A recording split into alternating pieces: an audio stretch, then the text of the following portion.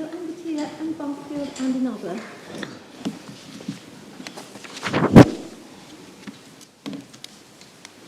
Yes, Mr. Glover. Lords, I appear for the appellant together with Ms. Benoiri of the Mauritian Bar. My learned friends Hawaldar and Munshiram are for the respondents, and my learned friend Aidan Casey is for the co-respondent. I understand, Lords, that the board and my friends have been apprised of the fact that the appellant does not intend to argue grounds 1, 2, 3, which challenge the procedural decisions of the Court of Civil Appeal in Mauritius.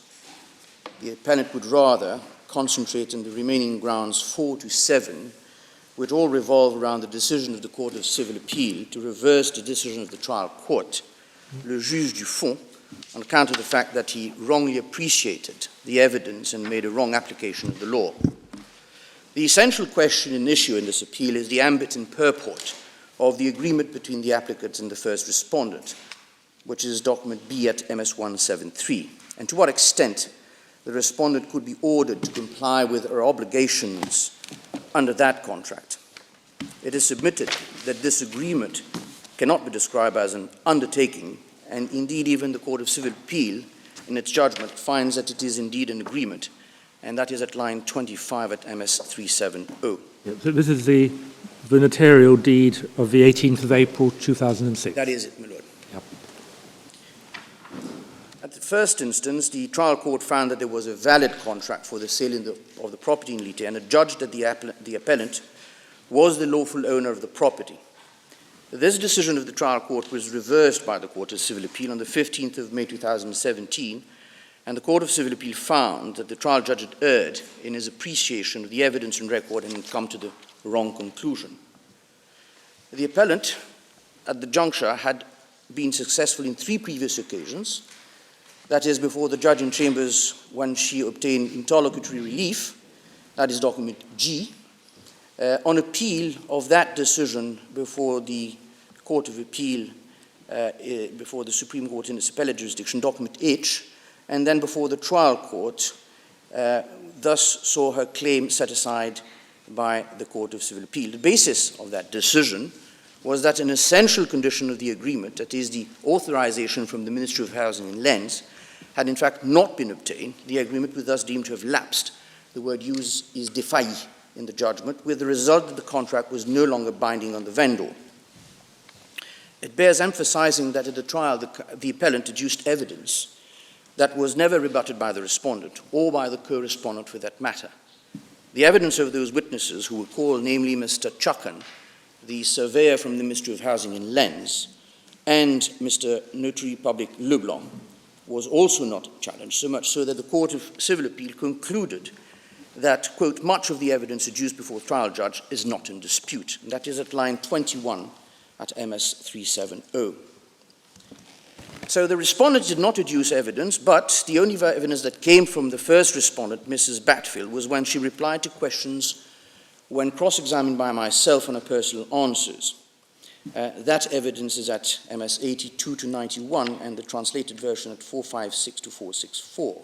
The rest of the evidence was documentary and consisted of 10 documents labeled A to K. The position of the appellant is that not only was there an agreement as to the subject matter of the sale, la chose, that is the property described in document B, but there was also an agreement as to the price to be paid for that property. In its judgment, the Court of Civil Appeal, after having alluded to that agreement and setting out in extenso the clause entitled condition in the said agreement, referred to the evidence of Mr. Chuckan of the Ministry of Housing and Lands, the 2 letters of the 13th of June and the 29th of May 13th of June 2006 and 29th of May 2007, the letter of the 13th of June 2006 emanating from Mrs. Bathfield, and that's his document D at MS 184, and the translated version is at 509. And document F is the letter from Mr. Leblanc to Mrs. Bathfield, and that is at MS 190, and the translated version at 510. The evidence of the plaintiff in the court below, the appellant today, was reduced to a few lines at the 6th page of the judgment of the Court of Appeal, to lines 4 to 14 at MS 374. Vous faites un coup de moi? 374.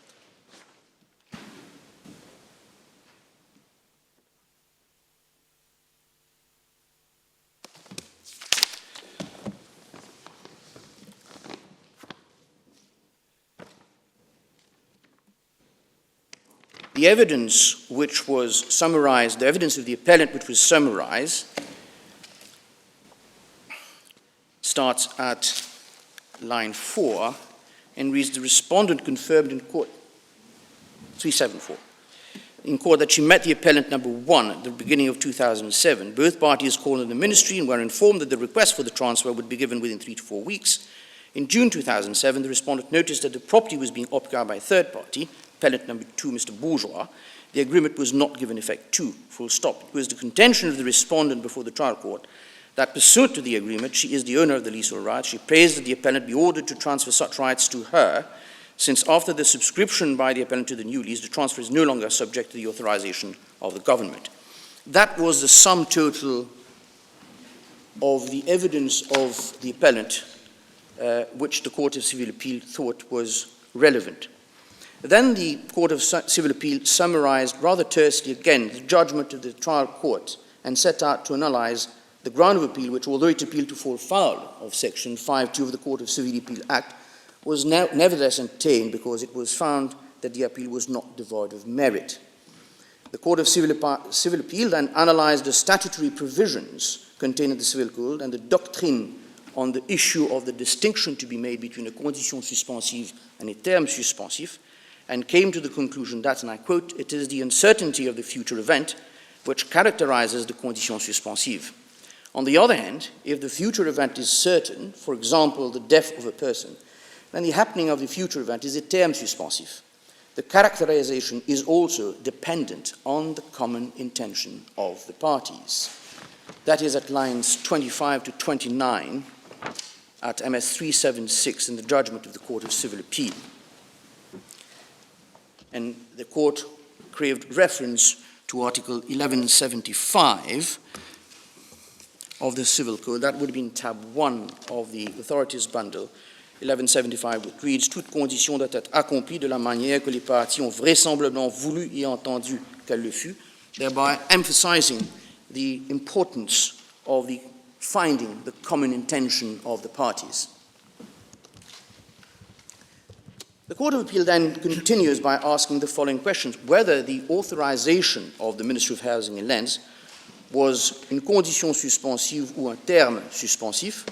The Court found, after having had a close look at the terms and conditions stated in the agreement and the evidence and record, that the findings of the trial judge were manifestly wrong in that, quote, it failed to give due consideration to clauses of the agreement and of the intention by the parties as revealed by the evidence and record, and wrongly concluded that the authorization by the Ministry of Housing and Lands is a terme suspensif.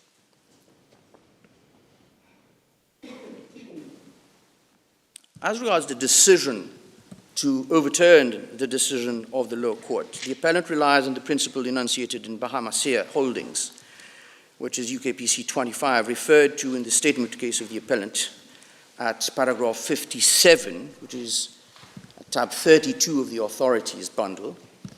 It is submitted that the Court of Civil Appeal erred on the basis of those principles to upset and reverse the findings of the trial judge.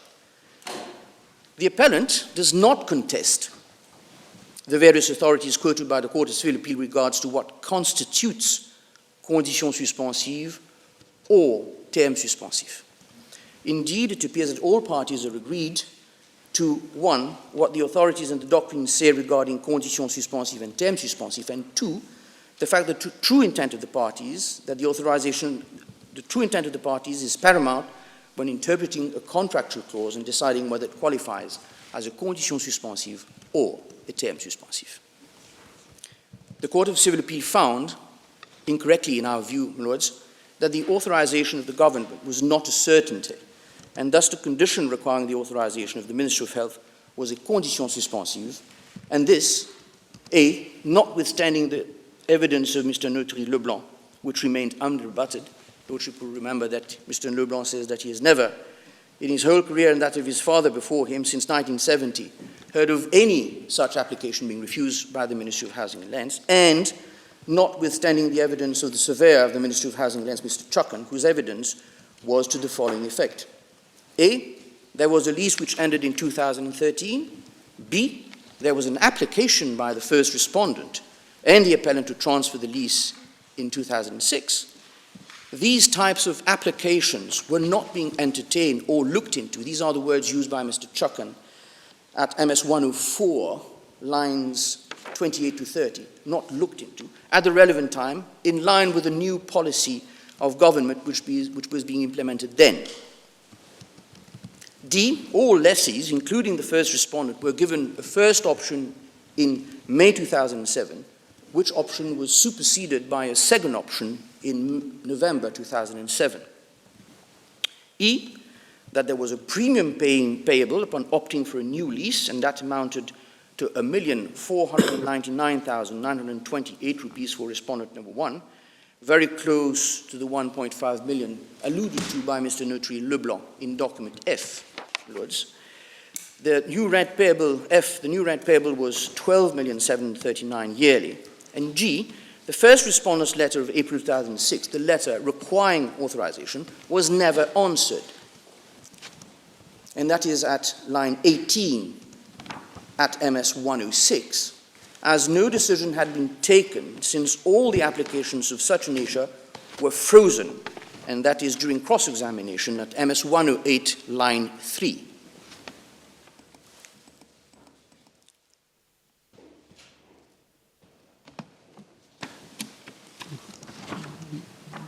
Who is the witness giving evidence here? Mr. Chucken, the land surveyor of the ministry. So the 2 points made here is at MS 106, line 18, and MS 108, line 13. The letters were never answered, as no decision had taken place since all the applications of such a matter were frozen.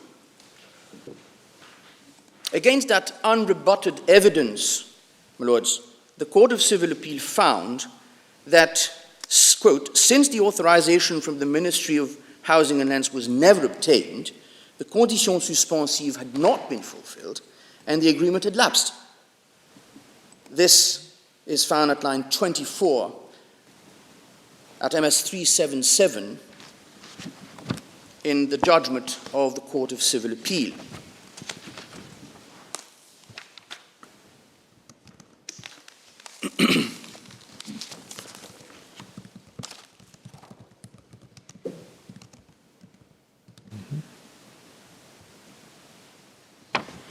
And the learned judges referred to Article 1181, alinéa 2, quoted above.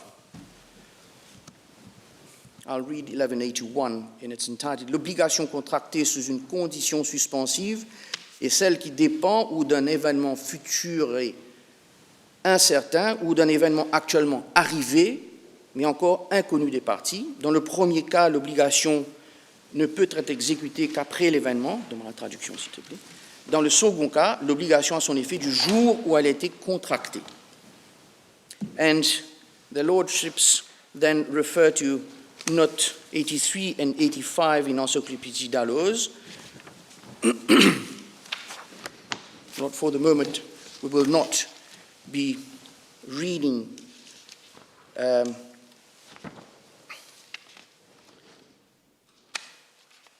or perhaps we will. The note reads as follows. Le créancier ne peut exiger l'exécution de l'obligation ni procéder à aucun acte d'exécution ou de poursuite. En effet, à la différence de ce qui se passe avec le terme suspensif, l'obligation n'est pas encore née, le débiteur n'est pas encore débiteur et le créancier ne peut exiger l'exécution de l'obligation ni procéder à aucun acte d'exécution ou de poursuite. Now, acte de poursuite, we will come to that later on when we analyze Article 1184, la clause résolutoire. La propriété n'est pas transmise à l'acquéreur, de même si le contrat passé sous condition suspensive était translatif de propriété, la propriété n'est pas transmise à l'acquéreur, et c'est le vendeur qui reste propriétaire sous condition résolutoire. And again, this will come as being very important towards the end of my submission, said, mais tous les attributs de droit de propriété, notamment les risques de perte qui sont à sa charge. Which page is this, please? 377, Thank lady. you. At the bottom, lines 26 to 38, quoting from Encyclopédie d'Allos. Thank you. Yes. And it continues on the other side, and there the lordships come up with the condition suspensive is then deemed to have défailli in terms of Article 1176, and they quote Article 1176. We shall come to that later on. The submission of the appellant is twofold, my lord. The condition which necessitated the authorization of the Ministry of Health, Ministry of Housing and Lands, was not a condition suspensive. And even if it were a condition suspensive, the conclusion of the Court of Civil Appeal that the condition had lapsed was wrong in law and on the facts. Ouvre le document B, s'il te plaît.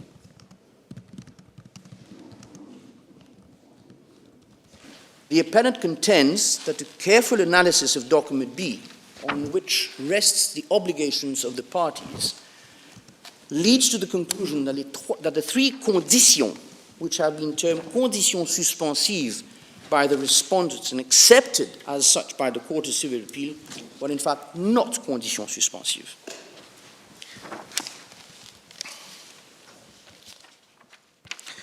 Document B, my lord, the translation is at MS 502 and following.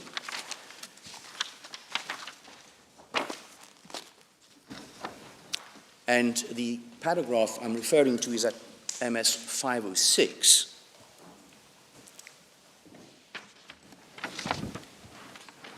Sorry, the translation of the... 506, my lords. Thank you.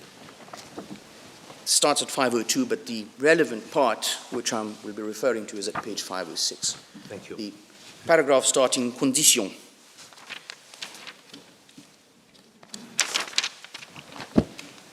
Now, my lord, condition, it has been expressly agreed, and that is the first paragraph which is of utmost importance as far as the appellant's case is concerned here, my lord. It has been expressly agreed between the parties as essential conditions to this present deed, without which they would not have entered into this agreement. Then three events are then dealt with. A, the receipt of the authorization from the Ministry of Housing and Lands. 2, final payment, i.e. the balance still owed, which was 11,400,000 rupees, and the drawing up of the authentic deed mentioned above, which is to be done by the Notary Public, Mr. Leblanc. These three events in our submissions, which are set out in these three conditions, and I use the word conditions in inverted commas here, must be analyzed in order to find whether they made the sale a conditional one or simply a delayed one. The difference in nature and regime between these two notions is, in our submission, as follows. A condition is a future event, is it not? External to the contract, uncertain, and necessarily weakens the contract, since until the condition is fulfilled, the contract will see the light, does not exist, and yet none of the parties know whether the contract will see the light of day. On the other hand, a delayed sale, a vente à terme, is a future and certain event whose realization is beyond doubt. When a contract is concluded à terme, it is already in existence, but its effects are only delayed in time. In the case at hand, we must therefore question the nature of these three different events referred to in the clause entitled condition. It is the submission of the appellant that the use of the word condition in the clause does not really refer to its technical meaning, that is, of an event outside the contract suspending its coming into effect, but rather an essential condition of consent. Indeed, the clause stipulates, and I'll read again that clause in the French text and the English text. The French text is at MS 177, and the English text is at MS 506. Il demeure expressément convenu entre les parties comme conditions essentielles des présentes, sans lesquelles celles-ci n'auraient pas contracté. It remains expressly agreed between the parties as essential conditions of the present agreement without which the parties would not have contracted. Thus, it can be seen that those events are not external, extrinsic elements, but elements without which there would not have been exchange of consent in the first place. And consent is the first element necessary for any contractual relationship to exist under our law, which is Article 1108 of the Civil Code. Now, Article 1108, my Lord, is not part of the authorities bundle.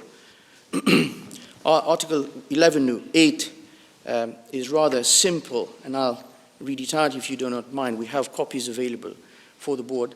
1108, 4 conditions sont essentielles pour la validité d'une convention. Le consentement de la partie qui s'oblige, sa capacité de contracter, un objet certain qui forme la matière de l'engagement, une cause licite dans l'obligation. Therefore, consent is the first essential element characterizing a contract. Thus, those events presented as conditions in document B are in fact, in our mind, essential obligations of the parties. For example, Well, you say obligations. They're preconditions to any obligation arising, are they not? Isn't that what we saw in Dalloz? Not in our submission, my lord. For example, the condition to pay the price. I mean, consideration is an essential element of a contract. One cannot say that the contract is subordinate to the fact that payment was made. Payment is an intrinsic part of the contract. To pay for the price of the sale is surely not a condition in the technical sense of the term, but an intrinsic element to the contract, and that is consideration. It is without consideration, the equation doesn't work, and there is no contract. The second element, which is the formal drawing of the authentic deed, my lord, by a notary witnessing the transfer of the property from the vendor to the purchaser, too, is an intrinsic part of the contract, and clearly an essential element of consent. It is known as a clause de réitération. The contract is reiterated before the notary public, who will proceed to register it and therefore give it the necessary publicity, which will bind third parties. This clause de réitération is referred to in the judgment of the trial court at MS 157.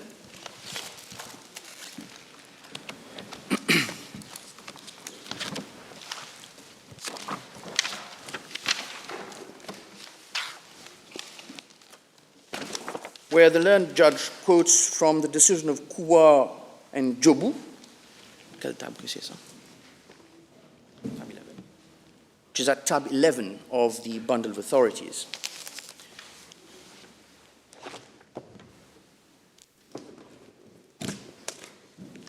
His Lordship had this to say, and I'm at line 15.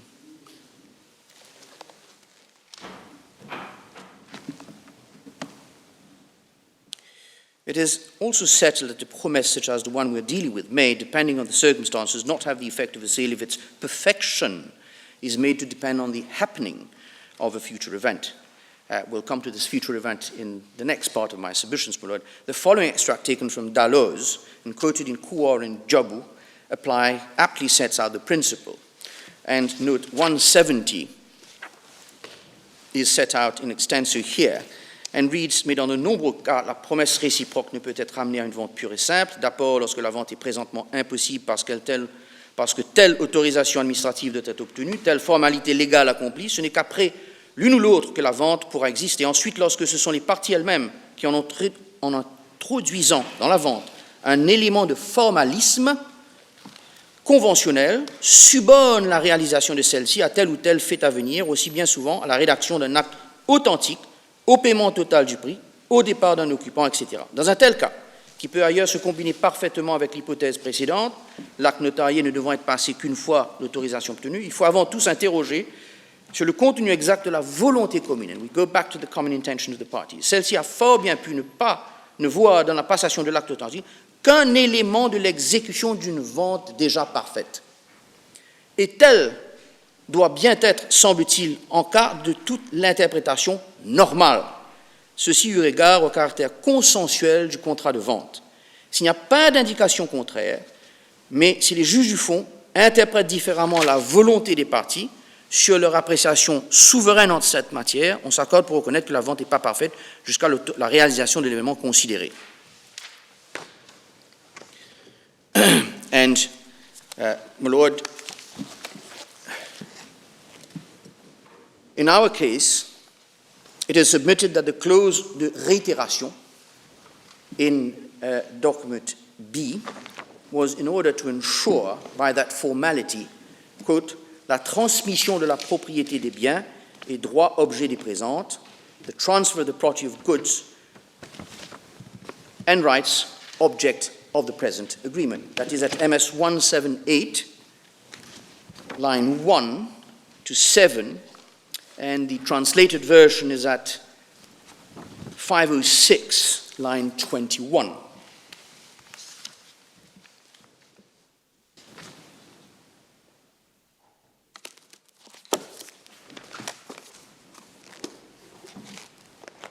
Yes. So the purchaser can resile from the contract if the condition's not been fulfilled within 15 months, subject to, and the seller will then have to reimburse any sums that have been paid towards the purchase price.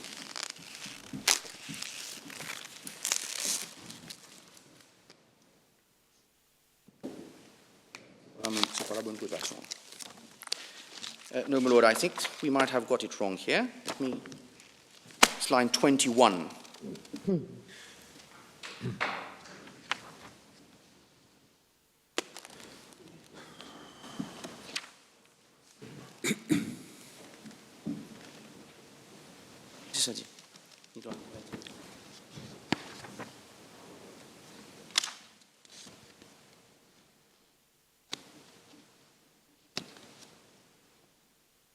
Translation, that's the transfer of the ownership of the property. Yes. Yes. So, I don't go to the MS157, which is the document. Sorry, my lord, let me go back to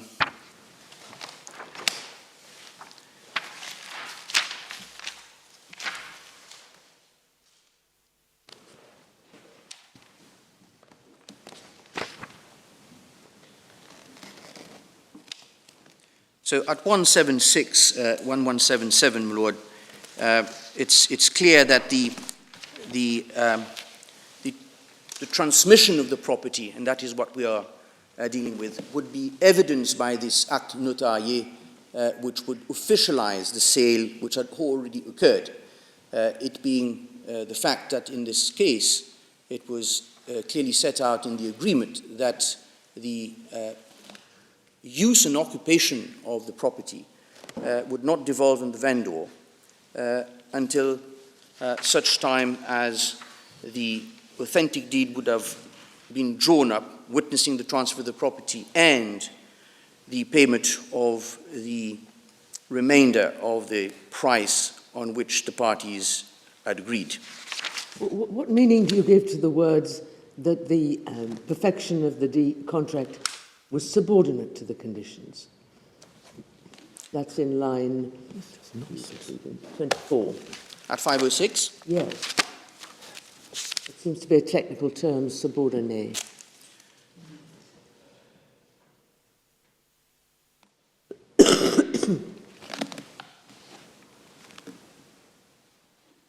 Line, I'm sorry, my lady. I think it's 24.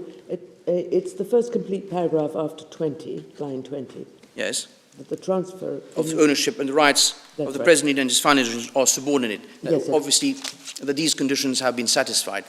We are saying that these conditions are not conditions suspensives, but merely conditions which related to the consent of the parties, and we shall later see, and that will be the second level of my submission, that even if we would consider these are conditions suspensives, we would still come to the conclusion that the Court of Civil Appeal erred on the law and on the facts as to whether the fact that they come to the conclusion that there was a non-fulfillment of these conditions at all could lead to the... Indeed, I understand the case, but those particular words, namely that the perfection of the contract was subordinate to the conditions. We have already seen, my Lord, that the drafting of this document is not perfection in itself. And when we go to the French version, which is at page 1, at MS 178, que la transmission de la propriété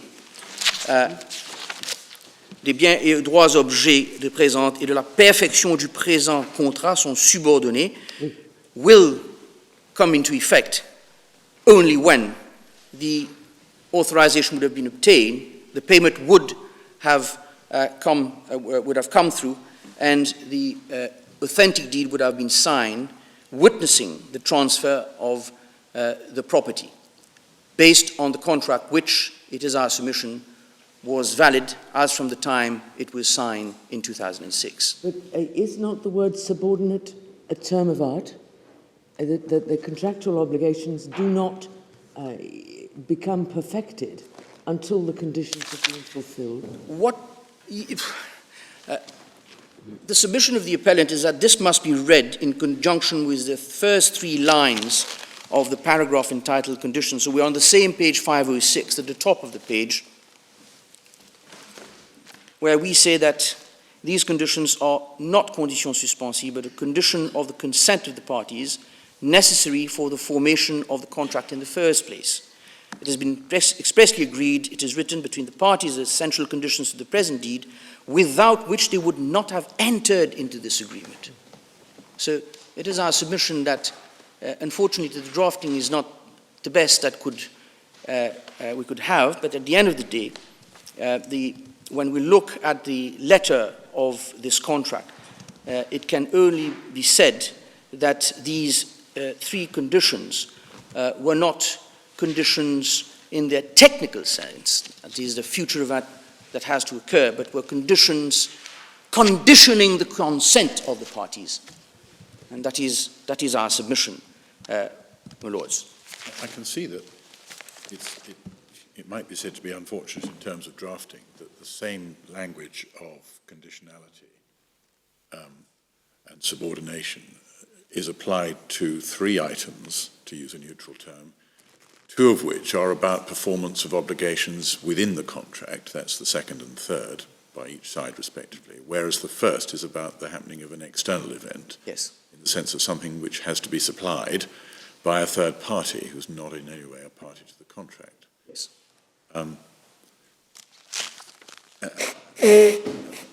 I can understand where you're coming from in saying, well, the same language is used for all 3. But in relation to the first of those, where it really is an external event, what is there in the language to help one to a conclusion that that is merely some kind of term, i.e. something which the parties can perform, rather than a condition? Lord, that was the next point I was going to make, okay. And hopefully I will answer your Lordship query. The authorization of the Ministry of Housing and Lands is an extrinsic element which is external to the contract. We agree, my Lord. But which is, according to us, also an essential element of consent, since it is obvious that the purchaser would never have consented to place its signature on document B if there would have been no authorization. So, in that sense, our argument is that 2 of these elements, or 2 of these items, as your Lordship puts it, are clearly intrinsic to the contract. One of them is clearly extrinsic to the contract. But nevertheless, it is clearly an element which qualified the consent of the parties. And here it is the consent of the buyer, of the appellant. And this, given the explicit nature of Clause 5 of document A. 608. On va chercher son settlement.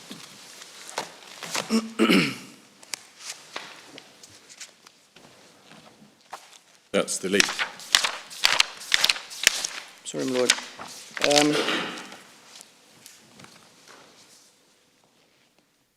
May I also take your lordship here at paragraph 98 of the statement of case of the respondents at MS 608, where in the same vein,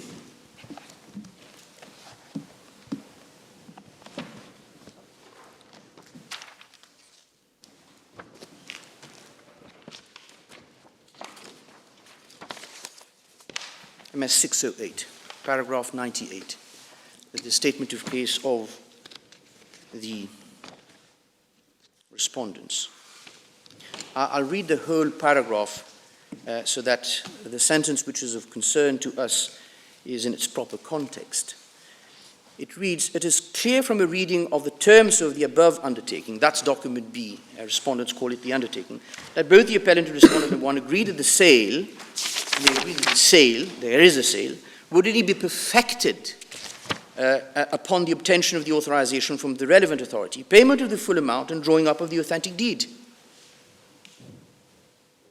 It is of utmost importance," it continues, "to highlight that the obtention of the authorization was one of the key conditions of the undertaking, without which the parties would never have signed the document," bringing us back to the contention of the appellant that these three conditions were conditions which qualified the consent of the parties to enter into agreement, the document B, in the first place.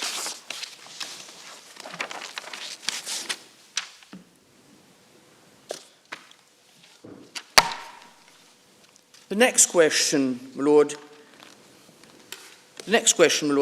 revolves on the consequences of the non-fulfillment of the authorization sought.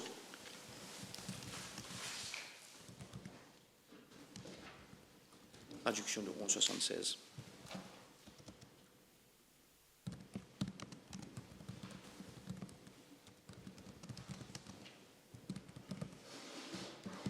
So 1176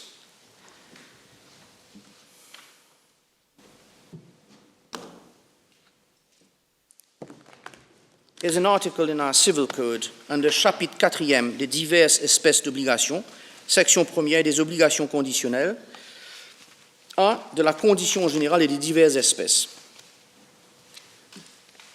We have referred earlier on to article 1175. You have a page number for 1176. Yes, it's at page 31 of the translations bundle. Thank you.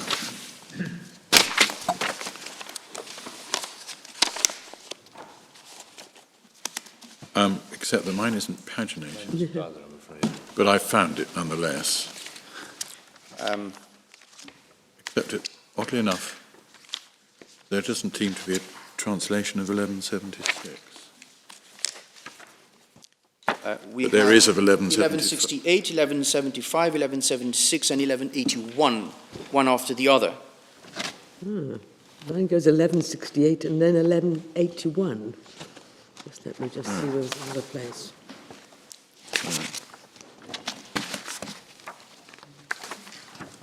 Maybe 9 pages in.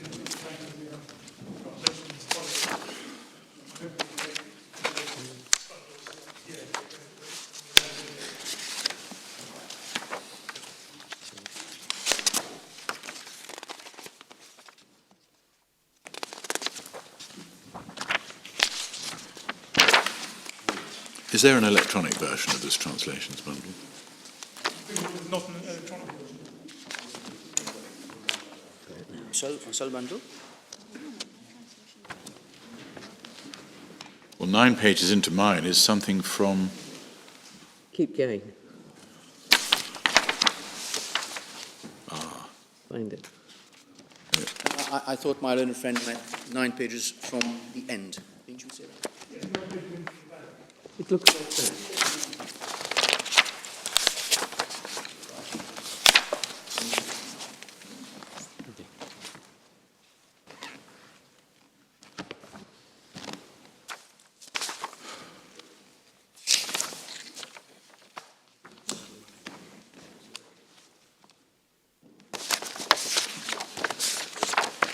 Well, that's...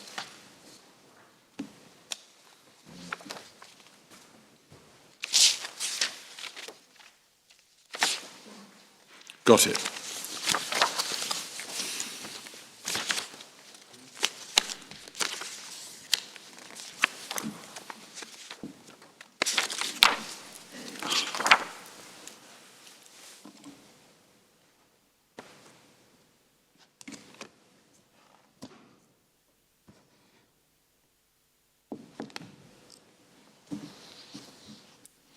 Just carry on, I don't need it. So, because in my bundle, that's why I was referring to chapitre 4e, des obligations, etc. So I'll go to 1175 and 1176. We already alluded to 1175. Toute condition doit être accomplie de la manière que les parties ont vraisemblablement voulu et entendu qu'elle le fût. Translated in, the condition must be executed in the manner which the parties have probably wished and understood that it would be. And 1176, lorsqu'une obligation est contractée sous la condition qu'un événement arrivera dans un temps fixe, cette condition est censée défaillir lorsque le temps est expiré sans que l'événement soit arrivé. S'il n'y a point de temps fixe, la condition peut toujours être accomplie et elle n'est censée défaillir que lorsqu'il est devenu certain que l'événement n'arrivera pas. When an obligation is contracted subject to an event taking place in a fixed period of time, this condition is deemed to have failed when the time has expired without even having taken place. If no time has been fixed, the condition can always be fulfilled, and it is deemed to have only failed when it has become certain that the event will not take place.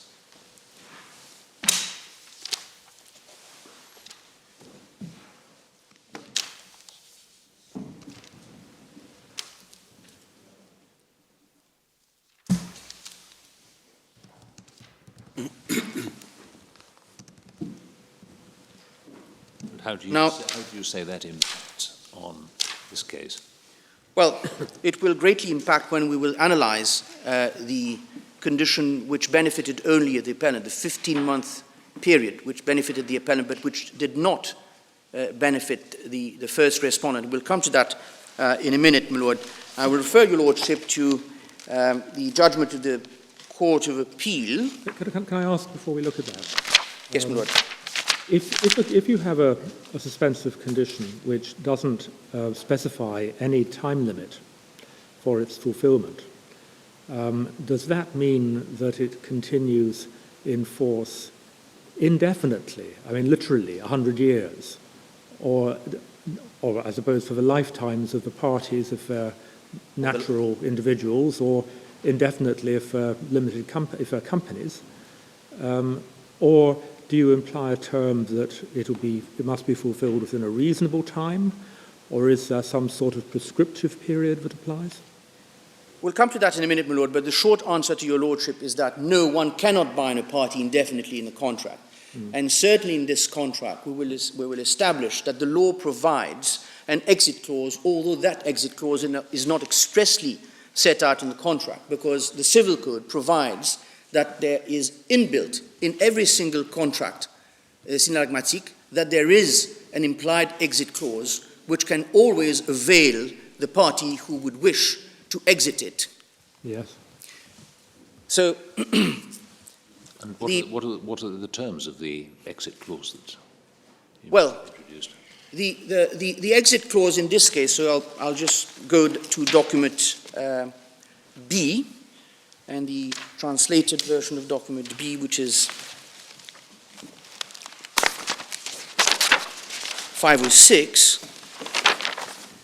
Now we will see that in document B there exists an exit clause which benefits the purchaser only and not the vendor. In case, I read from line 12, in case the said authorization would not have been obtained within a delay of 15 months, as from this day, the purchaser shall, if he so wishes, consider the present undertaking to sell as being terminated by notifying the vendor as stipulated below of his intention of waiving his obligation, and this without there being any indemnity on either part and without need for any formality.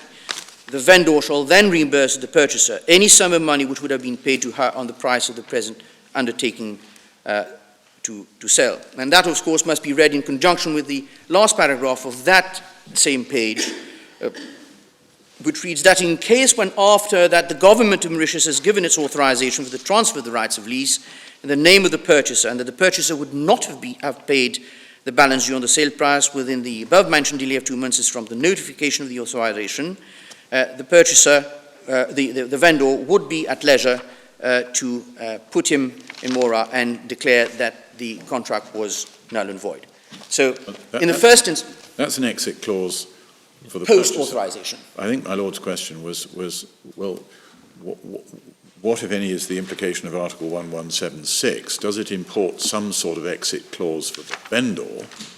And if so, is it, and I would put on as a rider to that, does it mean that the only exit clause for the vendor is when it becomes certain that there will never be a relevant consent from the Ministry? Lord, that is the 11676, whether the first part or the second part will become relevant a little bit further on in my submission. But the part of the law which your Lordship is aiming at is, in fact, Article 1184 of the Civil Code.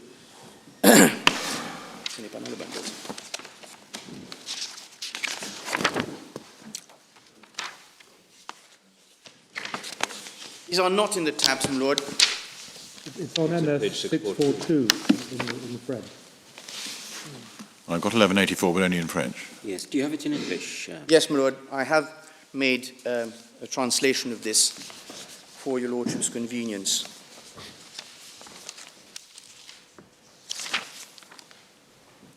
So the French version on the left and the English version on the right. Tu as une copie pour moi là?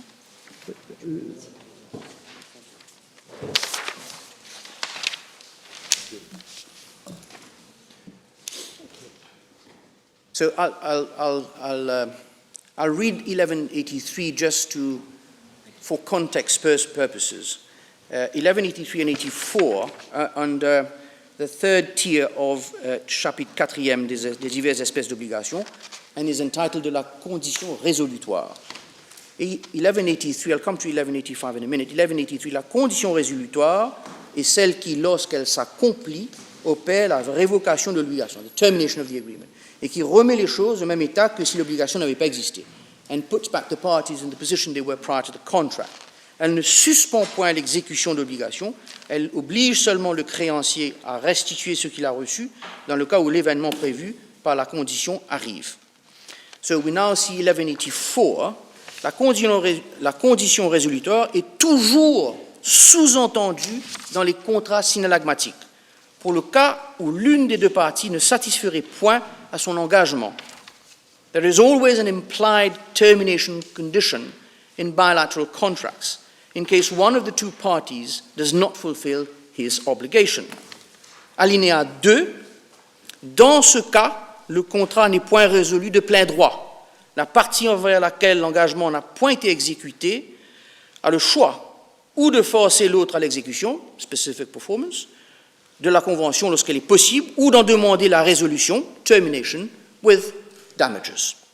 But if the condition in question isn't the performance of an internal obligation by the other party, but is the satisfaction of something done by a third party, does Article 1184 have any application to it? Yes, my Lord, it does. It is our submission that there was an obligation on the part of the buyer to buy, just like there was an obligation to sell, subject to the conditions. After a certain period of time, X months, authorization is not coming through. The vendor cannot be held prisoner of this contract eternally. We agree with that. That would be unreasonable, would it not? There exists in the French law a possibility to exit the contract. And the point we are making is that this possibility was never taken by the respondent number one.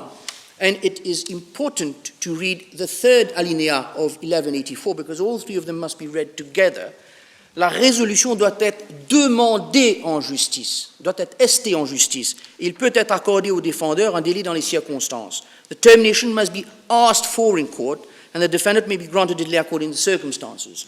You cannot sit back and say, well, by operation of law, I have no longer any obligations to you. That does not exist. You must, at a certain point in time when there is no exit clause, as in the present case, when you consider that it would be unreasonable, unfair to be kept in abeyance pending an authorization which is very late in coming, and there is no indication whether it will come or it won't come, then it was open for the respondent, number one, to indicate to the buyer that she was not prepared to wait any longer. Mr. Glover, forgive me, this applies when one of the two parties does not fulfill his obligation. That's not this situation, is it? Well, my lord, we submit that it is the situation at hand, because once the contract is one of selling and buying, the original obligation of the vendor is to sell, the original obligation of the buyer is to buy.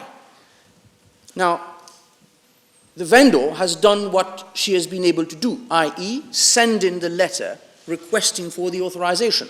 She can't do more than that. Then, if she is held to ransom, as it were, by the fact that the authorization is not forthcoming, the mechanism which is provided in the law is for the vendor to say, hang on, I cannot be asked to sit and wait any longer. I need my money. Can you buy? And obviously the buyer will say, no, I can't buy. There is no authorization. He says, well, in that case, if you can't buy, I will now give you a delay within which you must buy. And if you can't buy within that delay, i.e. the authorization doesn't come without that delay, then I will ask the court to declare that this contract is no longer valid by reason of the fact that you cannot buy the property and therefore perform your obligation under this sell and buy contract. I can understand how that works in a situation where one party is in breach of an obligation. But are you saying that the vendor is in breach by not obtaining the approval? No, my lord. What I'm saying is that between the fact that both parties had done what had to be done in order to get to the situation where the contract could be perfected, yet the authorization not coming, the contract was in limbo, and therefore the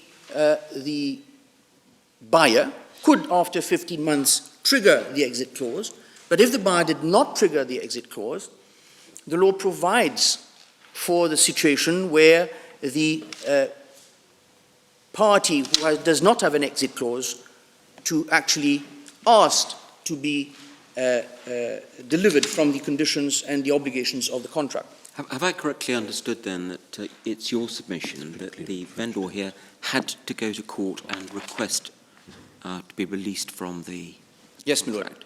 Yes. Was that argument run before the judge or the Court of Appeal? No, my lord.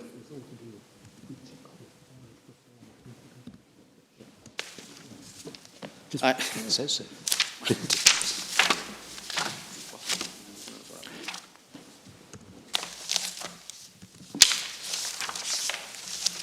Does the contract law of Mauritius recognise the concept of an implied condition or an implied term? Yes, my lord.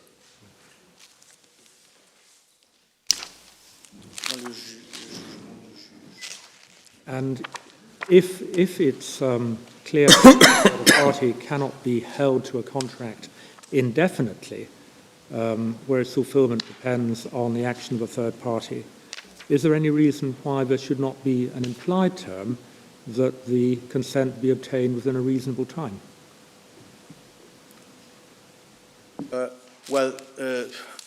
No, because that would not fit within the parameters of 1184, which is a clause résolutoire as such. Well, we've heard what you've got to say about 1184. Just on hypothesis that but Article 1184 is not apt to cover this situation, then would the alternative then be an implied term?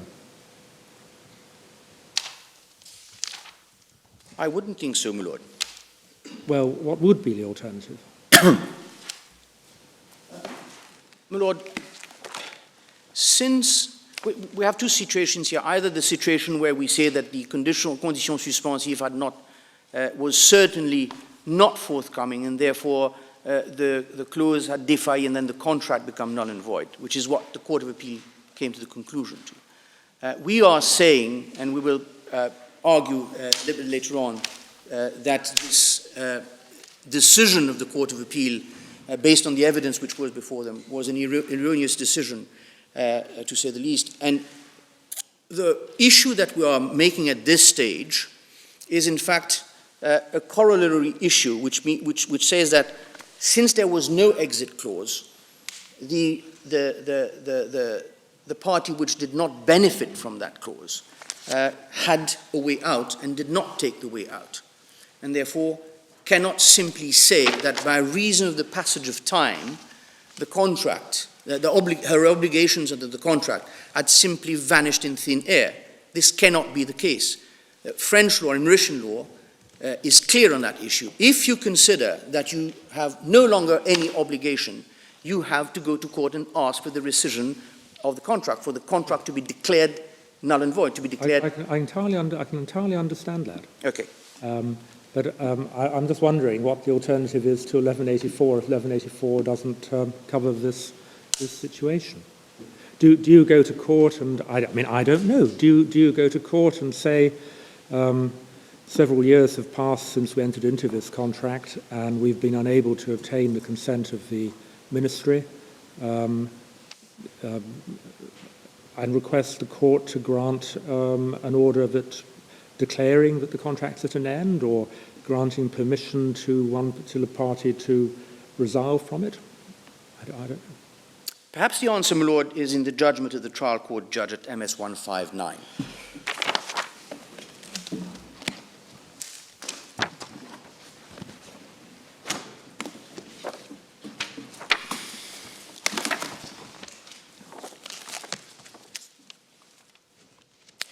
Now, the learned judge starts at page 158, the last paragraph, line 31, with the statement, line 31, page 1, MS 158, it would certainly have been preposterous to keep the defendant tied up for an unduly long time after the autorisation administrative had been sought and would not be forthcoming.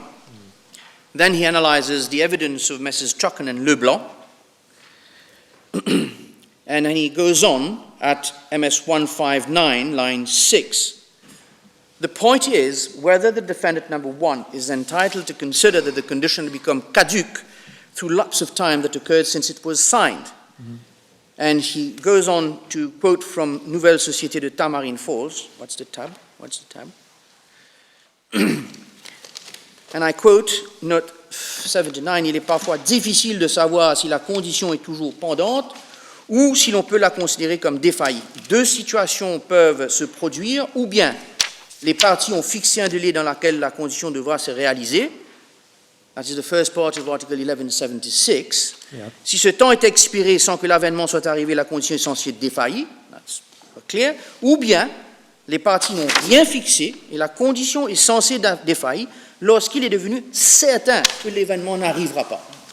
En pratique, comme il n'est pas possible de laisser indéfiniment les parties dans l'incertitude, les juges ont un grand pouvoir d'appréciation pour déterminer si un long retard dans la réalisation de la condition peut faire supposer sa défaillance. Lorsqu'il est certain que l'événement ne peut se produire, and we will be submitting that there was no evidence to come to the conclusion that it was certain que la condition ne pourrait se produire, la défaillance de la condition a pour effet de consolider l'état de choses préexistant. Tout se passe comme si le contrat n'avait pas été conclu, il est rétroactivement effacé, les cautions sont libérées, les garanties réelles disparaissent. Yeah. Well, 81 is an easy situation lorsqu'il est certain que l'événement ne peut se produire. But 80 is perhaps the more practical solution. That in practice, as it's not possible to leave the parties indefinitely in uncertainty, judges have a wide power of appreciation, of Yes, assessment, assessment, yes. But to decide if a long delay in the fulfillment of a condition peut faire supposer, permits one to suppose sa défaillance, its lapse. My Lord, I totally agree with your Lordship, but this must be read in conjunction with 1184. The mechanism is provided in 1184 for the vendor in this case to use the second part of 1176 Yes. to dissociate itself from our obligations under the contract. I think I may be following now what you're meaning. That if you wanted to take advantage of the court's power described in paragraph 80 of this case, you would apply to the court. You wouldn't do it at your own hand, but you would apply to the court for, I don't know if the remedy would be a declaration. That the contract be deemed to have terminated by Yes. reason of the fact that Exactly. the time lapse is too long. Exactly. Yes. Yes, that's what you do. Thank you. This is the Thank you. point, my Lord. And, my Lord, if I'm still on... Am I right in thinking that the trial judge seems to have interpreted the ministry's readiness to grant a new lease, which didn't contain a provision against assignment without permission, as a form of permission? I mean, the general thrust of the judge's argument on these 2 pages seems to be it never became certain that no administrative approval would be forthcoming. And the evidence for that was, A, he talks about 3 or 4 weeks before it gets sorted out. That's early 2007. Well, he talks about the notary's experience, it had never been refused in the past. Then he says there were political changes going on, and then they were the grant of the 2 options, and it's noteworthy that the second option, the second optional lease, if taken up, wouldn't have required authorization. But the judge seems to have treated all that as leading to the conclusion that this, although there would be a delay, this wasn't a case in which you could say that the authorization wasn't going to be forthcoming. I mean, as I read that, he seems to be thinking that the grant of a new lease, which didn't require authorization, was tantamount to authorization. I'll say yes and no, my Lord, because it is not as clear as one would think it is. The fact of the matter is that the old lease, the 2013 lease, until and unless there was the taking up of the option by the first respondent, and we know that it only came about in 2010, much later after this case had been entered. Up until that time, the old lease, the conditions of the old lease, especially clause 5, ruled. Therefore, you had to have the authorization. Now, this must the facts must be read in context, and that's why we say, towards the end of our submission, as you will hear, that the learned judge's appreciation of the evidence was much better and should never have been overturned, because the evidence, in fact, supported what he found. What did he find? He found that in 2006 there was the authorization asked. In 2007 there was a meeting. They went to the ministry. The ministry said, wait 3 or 4 weeks. In May 2007 the first option came. The first option was superseded by the second option in November 2007. In November 2007 the respondent number 1 had 6 months to take up the option. She did not take up the option, and at the end of the 6 months, therefore, she is deemed to have, a contrario, accepted to be ruled by the old lease, which would come to an end in 2013. Then, again, stayed totally quiet for the whole 2008 and 2009, until 2 years later, she pops up and asks for her to take the option outside time, which the ministry accepts. Now, why does the ministry accept? It's very, very clear, isn't it? You have, my Lord, been given at tab 6 the parliamentary debates of the 26th of July 2006, where you will learn that, in fact, in this century, after 2000, governments in Mauritius, different governments, found out that, in fact, they were raking in much less money than they should by reason of these pagiometric leases, which was the best kind of position one can live in a tropical island on the beach, right on the beach. And obviously they wanted to recoup as much money as possible. So there was erstwhile the campement site tax, that was 1984, which was challenged in the campement site tax case in 1984, which came before the board, and which was declared constitutional in 1984. Then there was in 2002 the campement tax, which was a tax which was 0.5% of the market value of the property. And obviously that too raised a number of issues, constitutional and otherwise. And that is why in 2004 you read from tab 6 that there were experts appointed in order to provide government with an alternative. And the alternative was very simple. Let's get consensual here. Let's get the consent of these lessees.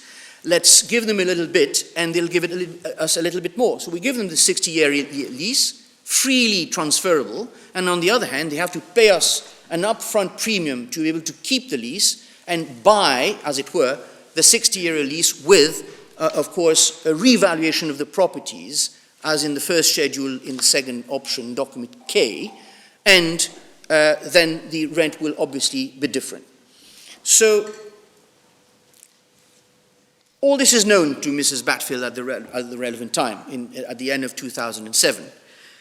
You will remember that there is evidence, and that would be in the judgment of the Court of Appeal and the injunction case, chaired by the Chief Justice Sicken at the time, where the Chief Justice remarks that the averment of Mrs. Bathfield, that she was renting out the property for 25,000 rupees, is hardly credible, given the fact that if she had put 11.5 million rupees in the bank, she would probably get more than 25,000 rupees as interest per month.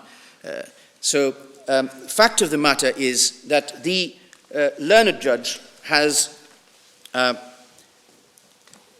in the court below, looked at these three notes, 79, 80, 81. I'm still at MS 159.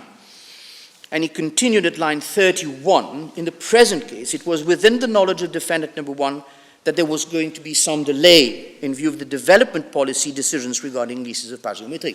So obviously, all these applications were put on hold, were frozen, were not looked at. Why? Because obviously the government wanted the majority of the lessees to take the new lease, because that would give more money to government. They were not interested in allowing, demande le document 15 s'il te plaît, à la fin. They were not interested in the lessees keeping the old leases on the old rents, and they even warned in the options that if they did not, they warned that if you did not take the options, make no mistake, look at the terms and conditions of your original lease, we are going to take back your property at the end of the lease period. You are warned. So that situation, that is at condition 16 of document J, which is the second option, MS 207, if no option is received from you as provided in paragraph 14 within a period of 6 months from the date of this offer, you will be deemed not to have accepted the offer to enter into a new lease. You will accordingly remain governed by the terms and conditions of your existing lease. In fact, that point was also made as early as May 2007. So, up to the time the case is started in 2008, the plaintiff's summons served in 2008. It served just after the 6 months period after the second option lapses, and we know that the lady has not taken the second option. at that point in time, there is no indication that she was going to take the option, and therefore there was the option that was there, but then there was the old lease which was still there, and the government had not said, no, we are not going to give you authorization to transfer your leasehold rights under the old lease. But they'd been asked in 2006 to grant permission, and 2008, you still haven't got it. Yes, and it was the same until 2010 when she signed the option form. But the government wanted to effectively encourage, let's use a neutral term, this lessee to take the new lease by saying, well, we're not going to grant you an option to assign your existing lease, permission to assign your existing lease, but the lovely new one will be freely assignable. But could the respondent, the first respondent, have taken that option on the assumption that your sale agreement is still subsisting without being in breach of it? Because if she took the option, okay, a lovely long lease, you might say the purchaser would be only too delighted, but at a different and higher rent. This is where the documents D and F come into play, and this is where we have to look at the contents of document D, which is the letter of Mrs. Bathfield to the notary. Well, just before we get to those, I can see there may be all sorts of arguments arising about whether the agreement was varied, but in its original form, did the agreement permit the vendor simply to accept either the first or the second option for a new lease? Because as I read the agreement, she couldn't then have conveyed, I'm sorry, it's an English term, she couldn't then have transferred to her purchaser exactly what she agreed to transfer, which was the fag end of a 6-year fag end of a lease, but at a rather low rent. Yes. My Lord, I think that we have to, again, look at it in the context. We'll come to that later on, but you will have recalled that my learned friend for the respondents had cross-examined the appellant on the risk issue when she was signing document B. And she said very clearly, I was paying 11.5 million rupees for a lease that I knew was going to expire in 7 years, but that was a risk that I was prepared to take because everyone knew, I mean, since 2002 with all the hula about the Campement tax, there was, it's not in evidence, but it's there that the fact that it was not very clear what was going to happen and what was not going to happen. And it is true to say that when they signed this agreement in 2006, they were probably both parties rather in the dark as to what was going to happen or not. And the reaction in June 2006 in document D by the first respondent, when she writes to the Notary Public and she says, well, I've heard the budgetary provisions, it looks as if I will not be able to transfer my property, but I really want to do it and I really want to go ahead with the sale, provide me with a way out, because I can't pay for this premium, and maybe the purchaser can advance me the money to pay for that premium. So that too is evidence which remains unrebutted. Mrs. Bathfield never comes and contradicts that letter and never contradicts the appellant's version of events, which says that post this letter of May 2006, there were, or June 2006, there were discussions between them. They even met in the early days of 2007, where they both went to the ministry to find out what was going on. And they were told, not that they were told, you will not get authorization, they were told that they had to wait another 4 weeks for the answer to come through. We know that the answer did not come through because shortly afterwards, in May 2007, the first option was offered to all lessees, including Mrs. Bathfield. And this is where Mrs. Bathfield, for our part, disappears from the scene and never answers the letter of Mr. Leblanc, which is document F. Again, this is evidence which is unrebutted, where Mr. Leblanc, document F, donne-moi le English version. Document F is at 190, my lord. 190, the French version, and the English version is at 510, my lord. Thank you.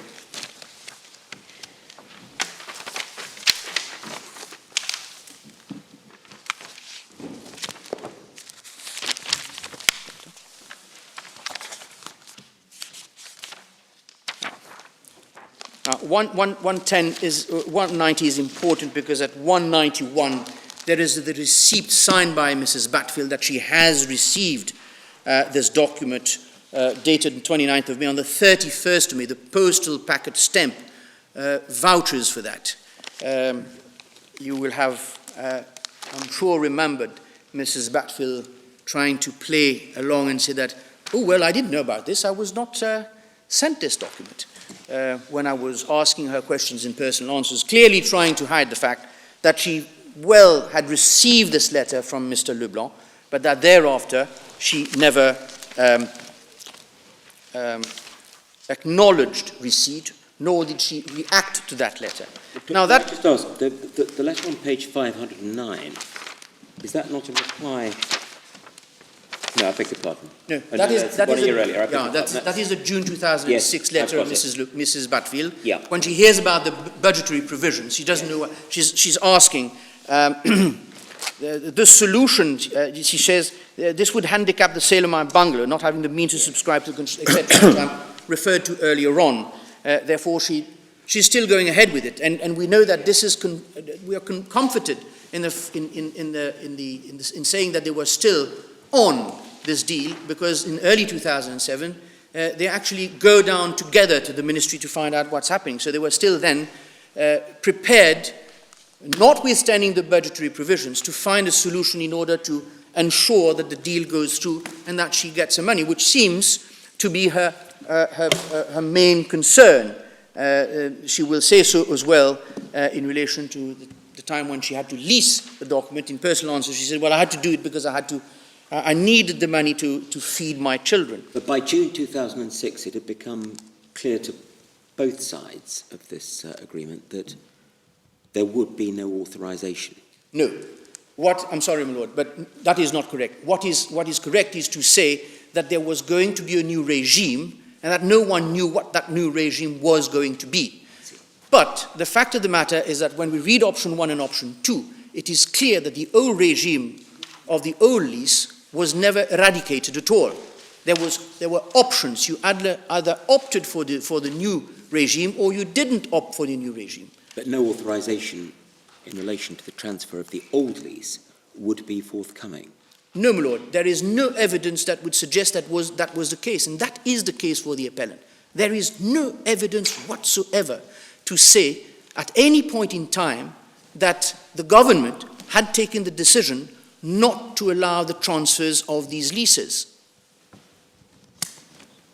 But I imagine you're wanting us to look at the paragraph at line 23 on page 510.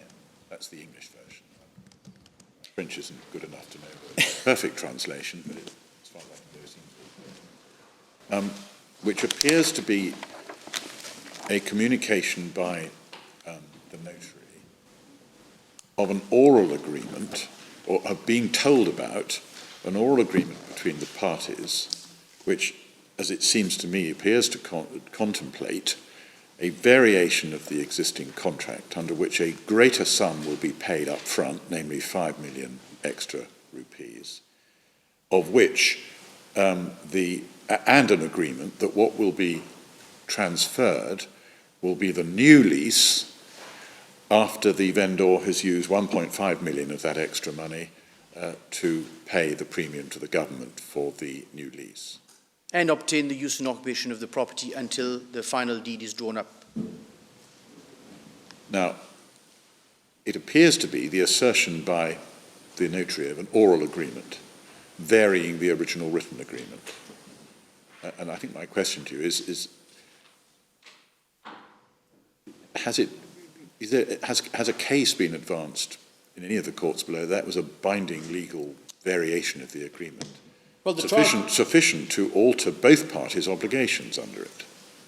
The trial court seems to think that this was so, whereas the Court of Civil Appeal did not address their minds to it, because the Court of Civil Appeal just went on the distinction between termes suspensifs and conditions suspensives and stopped there, and only looked at ground 1 and found that at the end of the day, the evidence, the preponderance of the evidence would show that it was certain that the authorization was not going to come through, and therefore that was the end of the matter.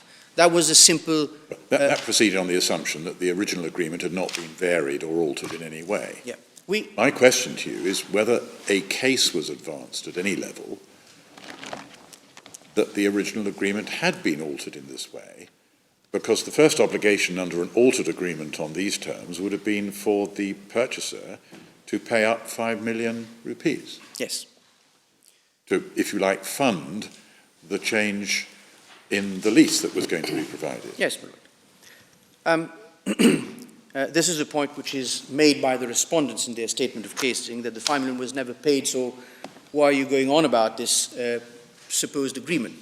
Now, if we can go back one step and look at the document F and the paragraph which your Lordship was referring to, which is at line 23 of MS 510, yes, in French it's where the notary says that he has received instructions from the appellant to the effect that there was an agreement between the two parties in relation to the deal which had been set down in document B in order to make it happen. And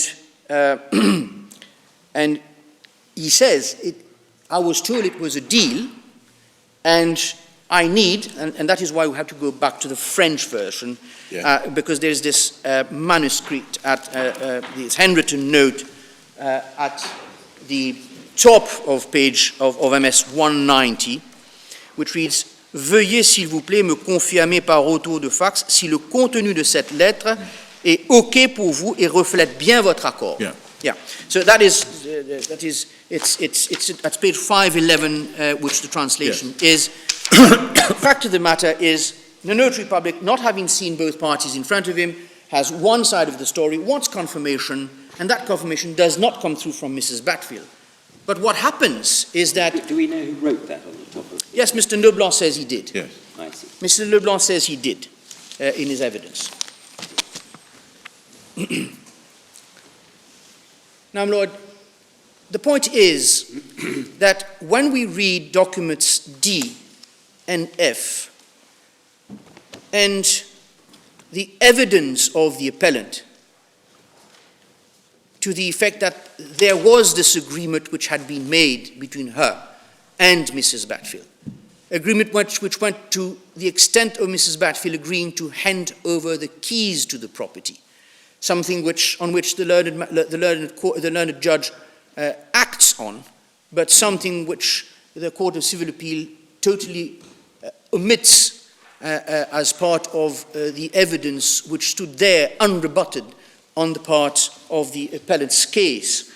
It is the reason why the judge in his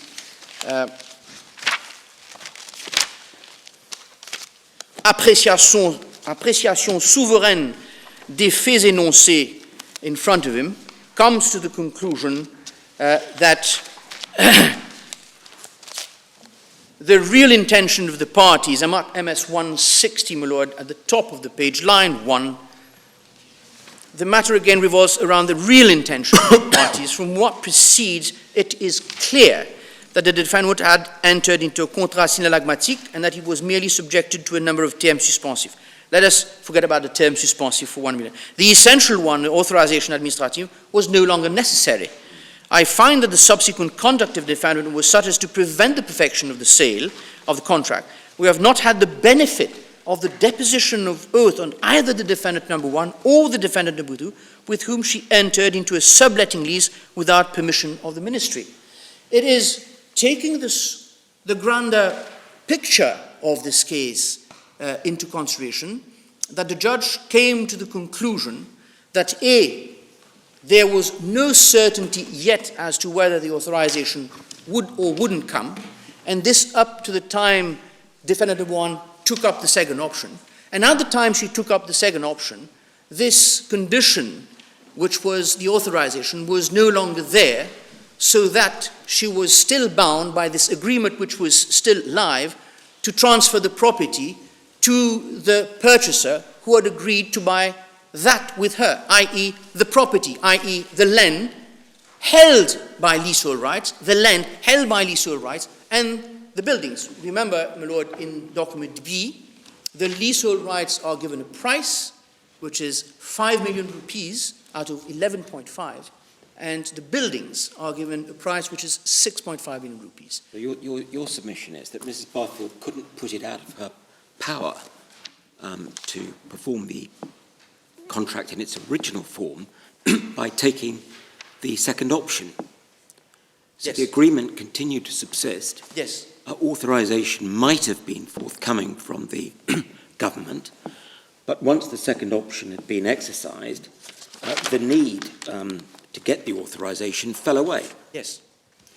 And you put your case effectively the way the judge put it at trial. Yes.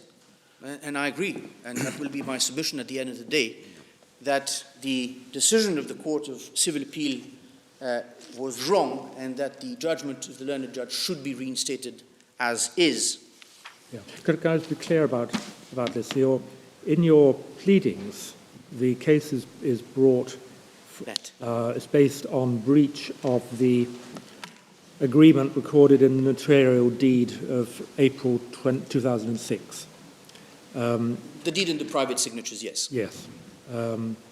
And your reference is made to to Monsieur Leblanc's letter in May of 2007, but the case is based on breach of the agreement entered into in 2006, and the essence of the case is that that if the defendant prevents the perfection of the condition, whether it's a condition, if it's a condition suspensive,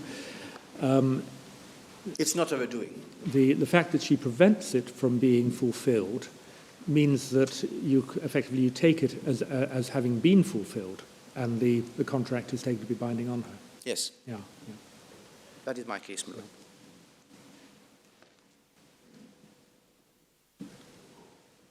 Yes, there's a case of Lord Watson. Now, Lord, There's a case of Lord Watson in English law. Scottish case, actually, on the same point. in fact, I have now dealt with 1176, the intention of the parties, 1184, the purport of 1184, and we are coming to the close of my submissions in this matter.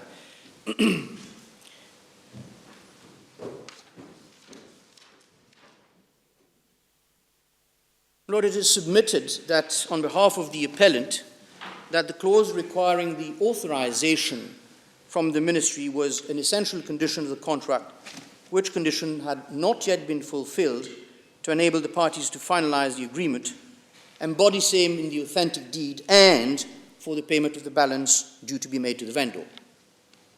Now, whether this is accepted, whether this submission is accepted, or whether the authorization clause is deemed to be a condition suspensive, will, at the end of the day, my lords, in my submission, lead to the same conclusion. This agreement has always been alive, had not lapsed, nor had it been terminated by reason of an action under 1184 by the first respondent. And the appellant will rely on Article 1176, which is quoted by the Court of Civil Appeal, which specifically provides that the condition is deemed to have lapsed if there was a specific delay within which the occurrence had to happen. In our case, we have seen that this was not the case, and it is submitted that it was erroneous on the part of the Court of Civil Appeal to come to the conclusion on the evidence that the condition could never be accomplished, at least up to such time as the second option was taken. The agreement could not be deemed to have lapsed since A, it was not yet certain that the occurrence would not happen, and B, in any event, it was not open to the first respondent to rely on that clause which had been stipulated to the benefit of the appellant, the 15 months clause, and could only benefit the respondent of one if the respondent had gone to court under 1184 and proved before the court that the event could not take place, so that the contract should be deemed to have terminated. Could one put it this way, that the grant of the new lease in substitution for the old one on terms which did not contain a restraint on alienation in sense, had built into it a permission to assign it to anybody the vendor wanted to assign it to, Yes. including, in this case, the purchaser. Yes, and the point I am making is that when the respondents say that the option was inter personae, it's not correct. The option was to any lessee, whoever that lessee might be. And the lessee only got that option by reason of the rights she had under the lease to start with. And these are the very rights which she had sold to the appellant. And that is our point, and that makes a nexus between the old lease and the new lease. And I hasten to add that I wouldn't say that the new leases substituted the new lease. My submission is that it was an extension of the new lease on other conditions to satisfy the deeper pockets of the government at the time. Well, that rather seems to be with the way the judge has put it on page 160 of the bundle. Yes, my lord. This is how the judge looked at it, although not perhaps as explicitly as I'm putting it across to your lordships this morning, but that is exactly the reasoning of the judge. A, the contract never died. B, the respondent never asked the contract to be terminated. And since it lived to the time the second option was voluntarily taken by the respondent number one, respondent number one taking that option obliterated the authorization that was incumbent to be obtained prior to that time, and therefore it was clear that she had to honor her obligations under the contract. On the analysis that you're currently propounding, does it really matter whether or not this particular provision was a condition suspensive or a term suspensive? No, my lord. I don't. Maybe he said it doesn't. That issue simply falls away. Absolutely, my lord. That is why earlier on I said that my argument was two-pronged. First of all, that was not a condition suspensive, but even if it were, it would lead to the same result. Yes. Well, can I just? I'm not sure I quite follow that. The judge treats it as a term suspensif. Yes, my lord. And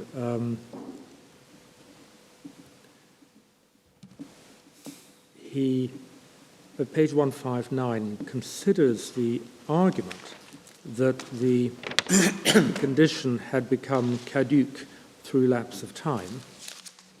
Yes, my lord. And he rejects that Yes, my lord. on the basis that although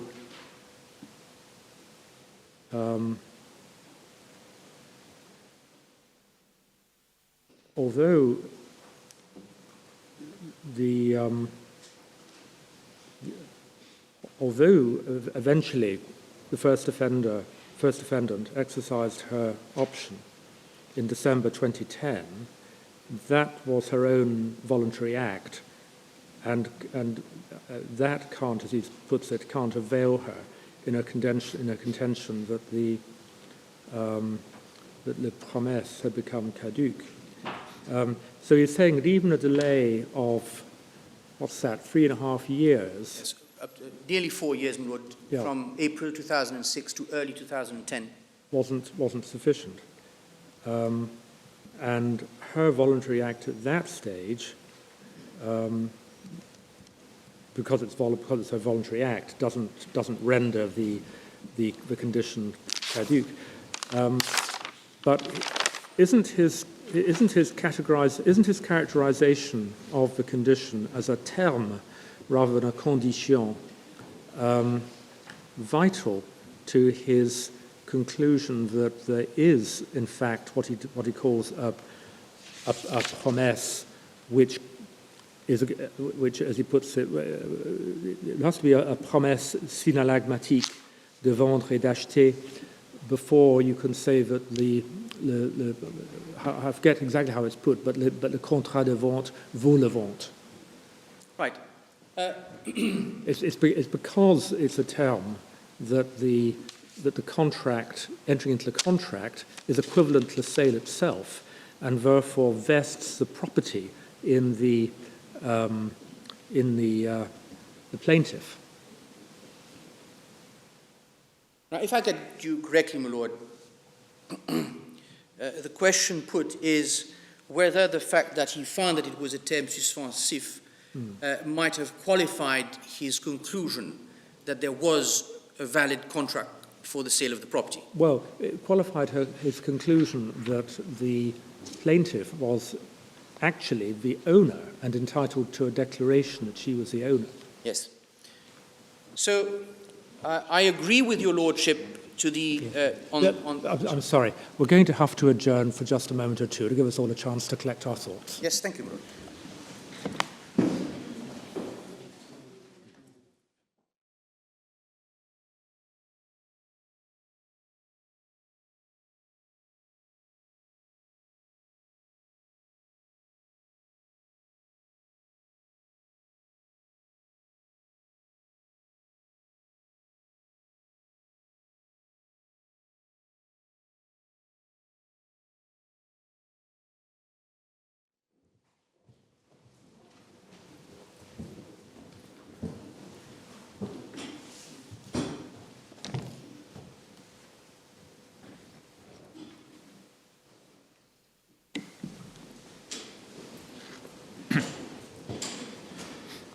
Before you resume, if I could just put to you a question that we've been discussing.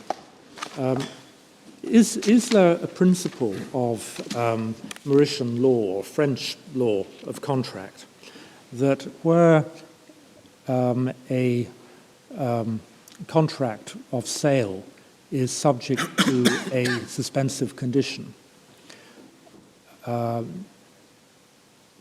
the condition can be deemed to be fulfilled if one of the parties to the contract prevents its fulfillment? There is authority to that effect in English law, and that's why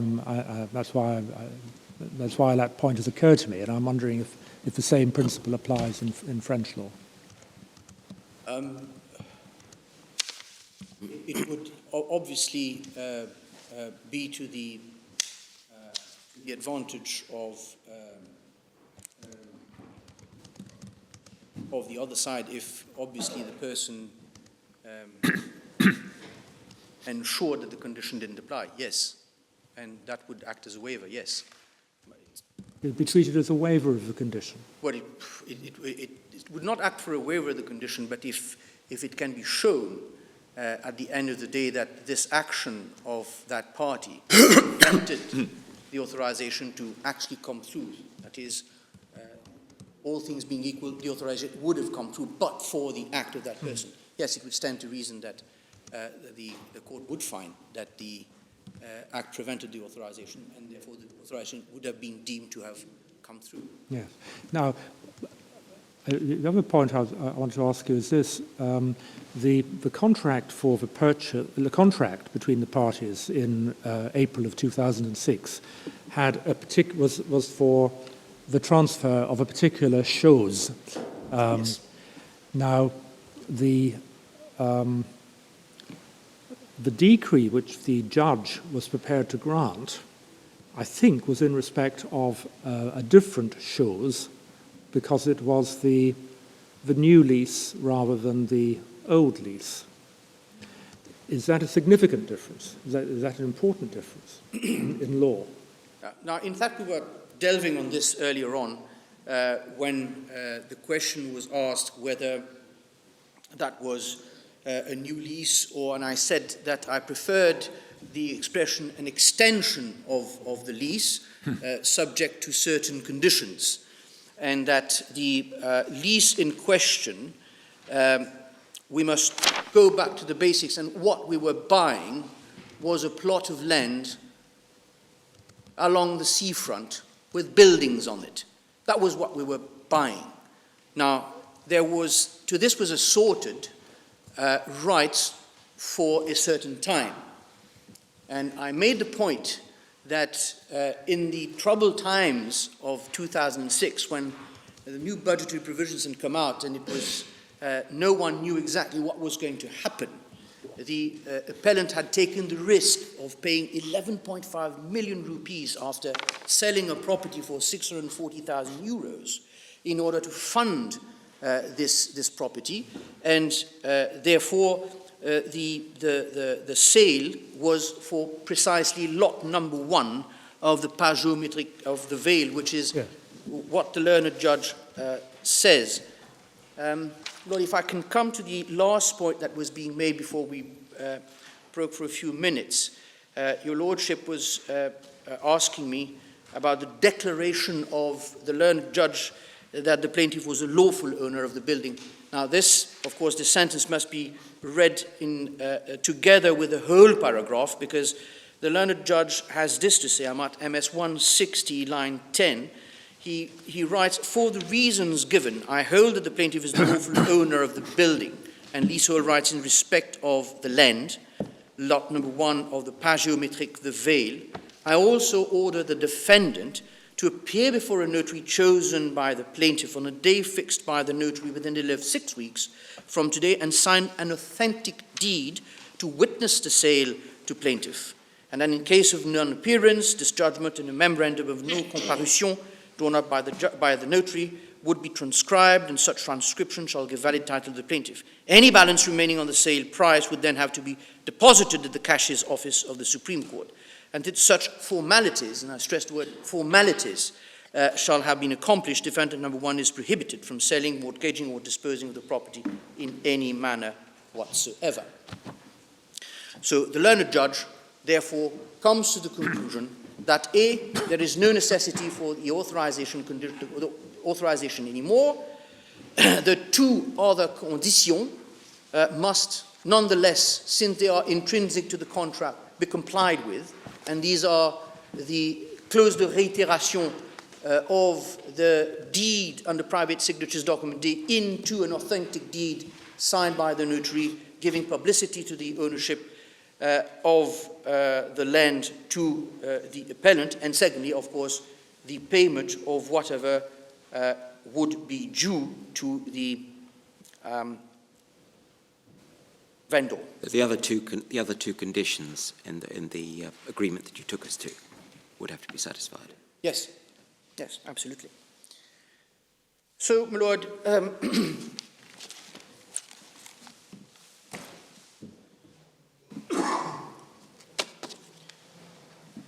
it is therefore submitted that the analysis of the evidence by the learned trial judge is, as opposed to that of the Court of Civil Appeal, thorough, and he comes to the right conclusion regarding the fact that it had not yet become certain that the authorization would never materialize.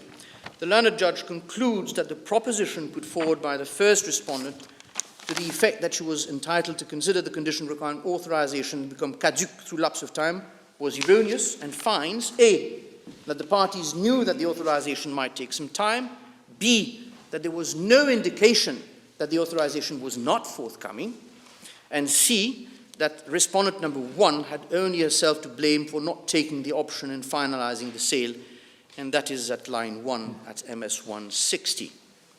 The learned judge, my lords, pointedly also makes reference to the fact that the first and second respondent did not depone, and to the fact that the first respondent had not only breached the condition of the lease with the co-respondent by subletting the property without authorization, but that she had conveniently disappeared after the first option had been issued to the co-respondent. It is submitted that the learned trial judge cannot be faulted, after analyzing the evidence, to come to the conclusion he came to the effect that the agreement was still a valid one at the time the matter was heard, and that the respondent number 1 had only herself to be blamed for the non-finalization of the agreement. The learned judge examined the evidence in order to come to what he terms the true common intention of the parties, which was, right from the word go, the crux of the matter. He finds that the evidence of Messrs. Chuchan and Leblanc, at evidence of Mr. Leblanc more particularly at MS 158, together with a reading of documents D and F, which I have already referred to, translation MS 509 and 510, coupled with the behavior of respondent number 1 as from May 2007, show that the common intention of the prior to May 2007, show that the common intention of the parties was always to finalize the sale of the property, in furtherance of the agreement of April 2006. And it was, in fact, defendant number one's subsequent conduct, respondent number one's subsequent conduct, which prevented the perfection of the contract. Now, I have referred to these two documents, and I make no apology for going back again to these two documents, the letters of Mrs. Bathfield, document D, and the notary, document F, when read in conjunction and read with the unrebutted evidence of the appellant as to what was agreed and what was not agreed, can only mean that respondent number one, mindful of the budgetary provisions in 2006, realized that there was a necessity to find common ground in order to bring to a fruitful conclusion the sale of the property. And the letter of Mr. Notary Leblanc gives a clear indication, does it not, my lord, that he was given to understand that there was an agreement reached between the parties behind his back and that they needed confirmation of that agreement. That is the handwritten note. True it is that respondent number one never confirmed that agreement. However, there is the unrebutted evidence of the appellant, which is simply brushed aside by the Court of Civil Appeal, confirming that agreement. But again, as I understand your primary submission, it doesn't depend upon this further agreement. It does not depend on that further agreement by reason of the fact that, in effect, the agreement doesn't change. What was only being proposed at a certain point in time was that, okay, you had sold me that property, we were waiting for the authorization, now we know the authorization need not be given since the first option, since May 2007. So let's find ways and means of doing the deal now that we know the authorization is not there. So pay me 5 million out of the 11.4 million remaining to be paid. I'll go and pay the lease and take the lease in my own name, because that was one of the conditions. The lease had to be taken by Mrs. Bathfield before being transferred to Mrs. Angteeah, and that at the end of the day, the transfer of the property would then occur. And there is no really new deal, is there? Because the price doesn't change, except that Mrs. Angteeah, towards the end of her deposition, says that I'm even prepared to pay for whatever she has paid as premium, because obviously that maybe should be something I should pay. His lordship, in his judgment, at the penultimate paragraph. Sorry, is that referenced anywhere? Yes. Your last submission? Yes, my lord. Was she offered to pay the premium? Yes, it is at the end. It is at the end of my examination in chief.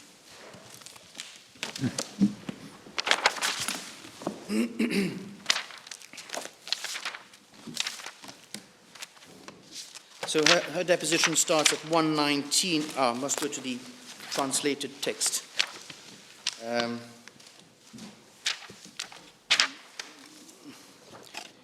So that would be 477 onwards, my lord.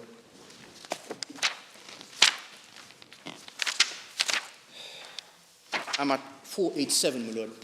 487. 487. Yes, MS 487. Now, first to put in context, we have to go to 486, line 21 first, and then I'll go to 487, line 11. 487, I'm towards the end of my examination, Chief. In the document, Mr. Leblanc, the letter of Mr. Leblanc, when he says, may I proceed, my lord? When we see the letter, Mr. Leblanc, that you were willing to pay the sum of 11.5 to pay for the premium of the new lease, yes, this is correct. And then you go next to the next page. You are therefore praying the court to order Mrs. Bathfield to appear before a notary, retained to sign the authentic deed by which the transfer of the lease rights will be authenticated. And she may cash the balance due to her, i.e. 11.4 million, plus the sum paid by Mrs. Bathfield while accepting the second option, the sum of 1.499928 rupees, figures given by Mr. Chukkan during examination of the last sitting. And you're also paying the court to issue an order for the cost of the case. And she says yes. So she would pay the extra Yes. 1.5 million rupees. Yes, and if we go to the judgment of the learned judge, this is not exactly what he says. And That's just an offer made for the first time during cross-examination, is it? I'm sorry, my lord? That's just an offer made for the first time while she's in the... In the box, yes. Yes. It's not in the pleadings, my lord. Where do we see her evidence that she entered into an agreement, a variation? Where is the... I'm sorry, my lord, I didn't hear. Where do we see her evidence that she did enter into agreement as reflected by the notary's letter? Oh, her evidence. May I just finish with Yes, of course. that very point, and I'll come to it immediately, my lord. I must take your lordship to MS 160, the penultimate paragraph of the judgment of his lordship at first instance.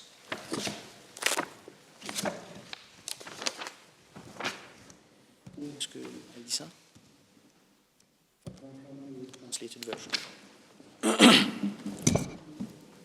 So I also declare, writes the judge, that the option taken by the defendant shall now be to the benefit of the plaintiff, subject to any premium charges the plaintiff will have to pay to the ministry. I mean, it's another way of putting it that the oral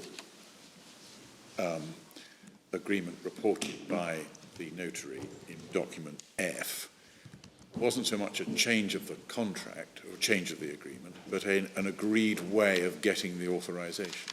Absolutely, my lord. That is exactly the case for the appellate. So It was not in the contract. it would be funded at that stage by a further advance of the purchase price. That is By the correct. time you got to trial, it was on top of the purchase price. Yes, that is exactly the case for the appellate. My lord, to come back to your query regarding the evidence as regards the new agreement, my lord. So the evidence of Mrs. Angteeah, the translated version, is from 476. Yes.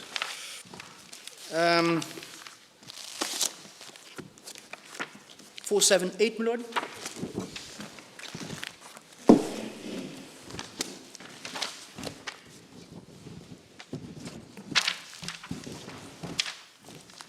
Line 11, my lord.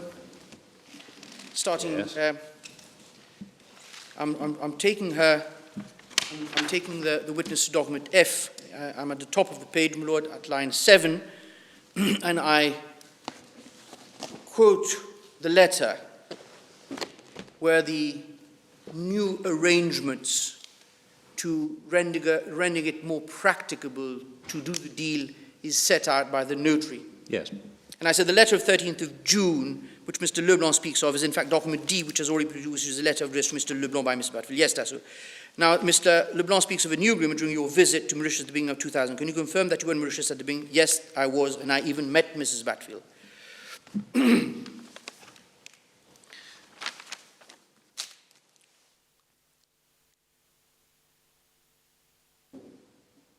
Then there are objections taken Yes. by my learned friend.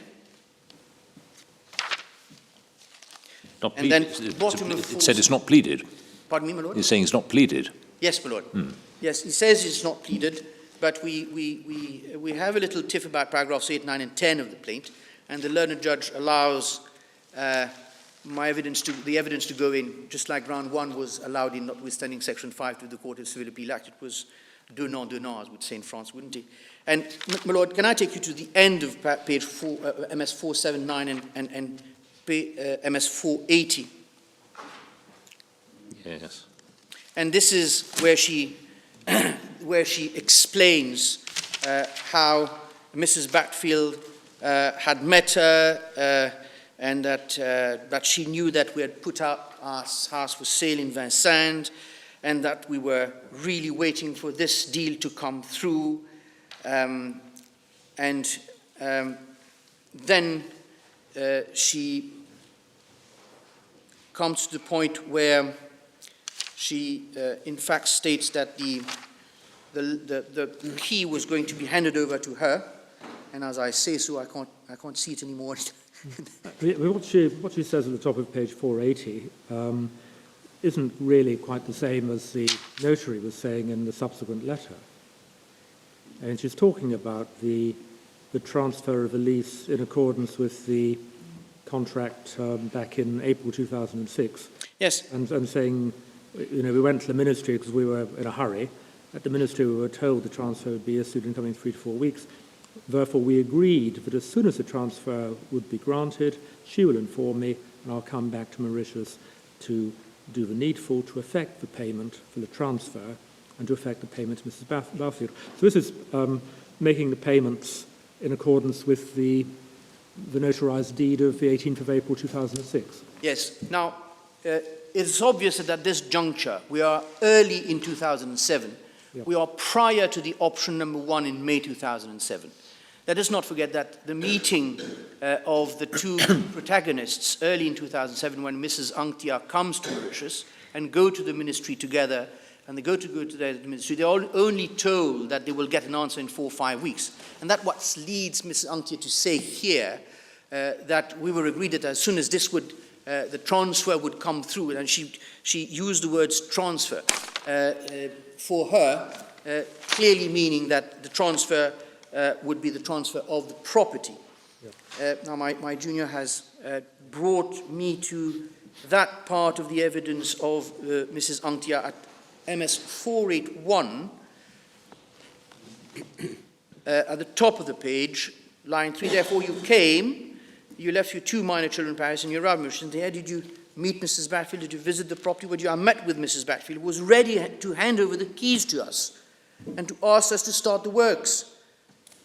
But strangely, I passed near the property and I found there were works being carried out. I tried to contact her, and of course she was no longer found. And this is where the break occurs between the appellant and the respondent number 1. Now, Mr. Glover, you have to bear in mind that although we've had an interruption, you're now beyond your time, so you'll need to draw your remarks to a close fairly soon. My Lord, I will close my submission in the next 3 minutes, if your Lordship would allow. Yes, Thank you, my Lord. So I was arguing on the importance that the learned trial judge gave to the letters of the first respondent and the notary, read in conjunction with the evidence that was on record, more particularly the evidence of the appellant, which, as I said, was given short shrift by the learned judge of the Court of Civil Appeal as opposed to the trial judge.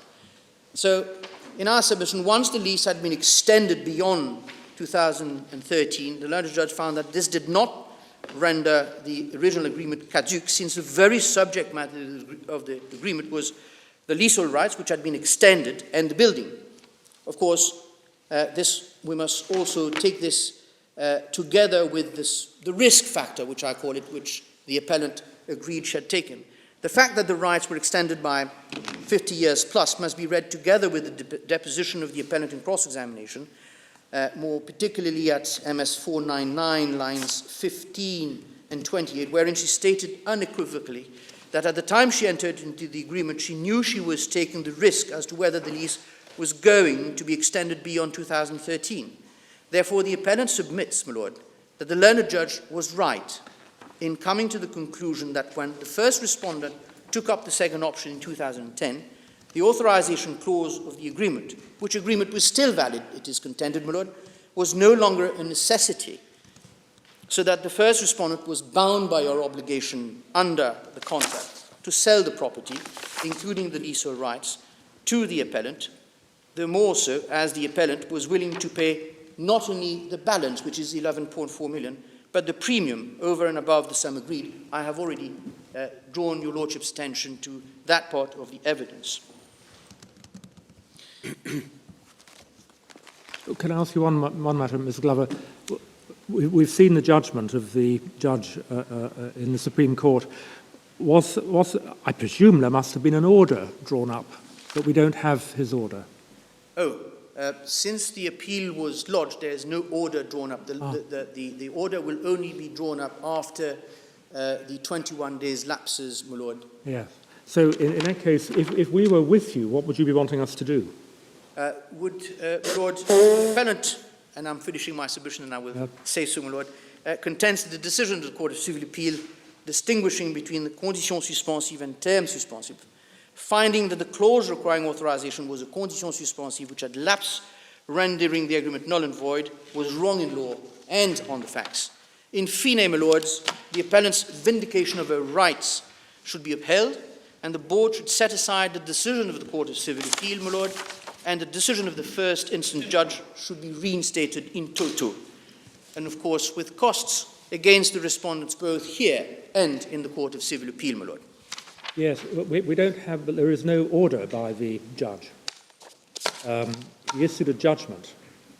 So would you want this court to make an order, or would you want us to remit to the judge to make an order? Now, unfortunately, Mr. Justice Bakawali left us. Oh. So that would not be a position, so the order will have to come from the board. Right. So we would make an order reflecting his judgment. Yes, my Lord.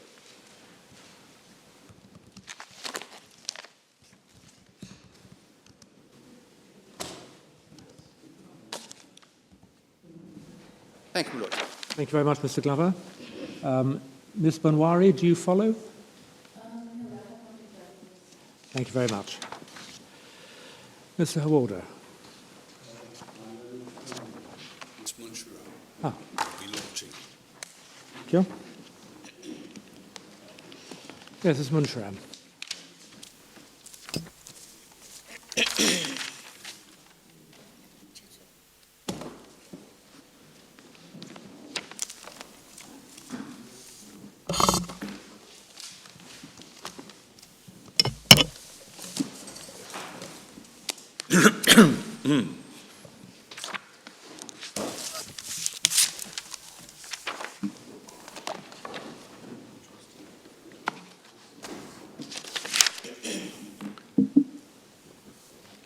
May I proceed, my Lord? Yes, of course. My Lord, before dealing with the grounds of appeal, I shall take your Lordship to the plaintiff summons which was lodged by the appellate on the 23rd of October 2007. The date is very important, my Lord. And then I'm going to highlight what her case was about. So I refer your Lordship to page 5 of the brief. Yeah. Page 29. Commended. Yes, yes.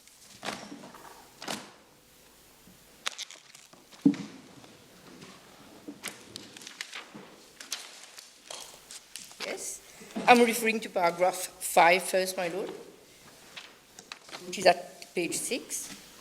Sorry, page. Page 6 of the brief. 6. I'm sorry.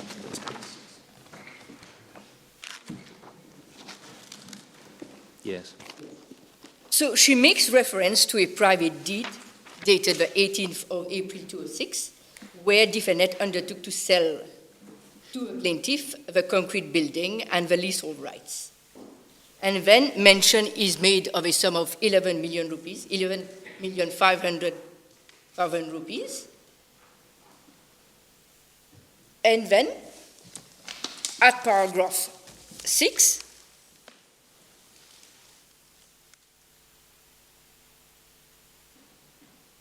they claim that authorization was to be sought from the ministry, so a letter is written to the ministry to that effect. And then there is mention at paragraph 7 of a letter dated 19th of May 2007, where government acting by the Ministry of Housing made an offer to defendant for the agreement of a new lease for a period of 60 years in respect of a campement, and the option was to lapse in 6 months. So this is her case. She says there is an agreement on the 18th of April 2006, and then further to that, they write a letter to the ministry seeking authorization, and then on the 19th of May, government proposes an option to Mrs. Bathfield, respondent number 1. At paragraph 7a, plaintiff avers that she is now aware that the government will issue fresh option to leases, and then suddenly she says in March 2007 there was an agreement that a further sum of 5 million would be paid by defendant number 1, so that the latter would take up the option. And then there is a letter by the notary on the 29th of May. She comes to Mauritius on the 27th of June, this is paragraph 11. And then she sees that the property has been leased to someone else. And what is her prayer, my Lord? she prays that she be declared, this is at paragraph 24, page 8, she be declared the lawful owner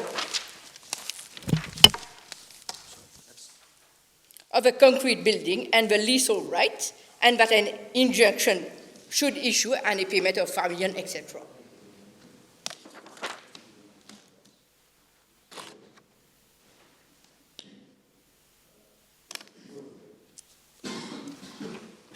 My Lord, I'm sorry to stand up to this original plaint was amended. My Lord. Yes, we realise. I'm going to refer to the amendment subsequently, Yes, but now let's see the original plaint. Yeah. All right. What we know, my Lord, is that the plaint with summons was lodged on the 23rd of October 2007. And the agreement was reached on the 18th of April 2006. That is 18 months after the signature of the agreement, she decides to lodge a case, asking that she be declared the owner. But then, my Lord, if we look at the plaint, there is no mention of the letter which my friend has referred to in his submission, the letter of the 13th of June, which is at page, this is at page 184 of the brief.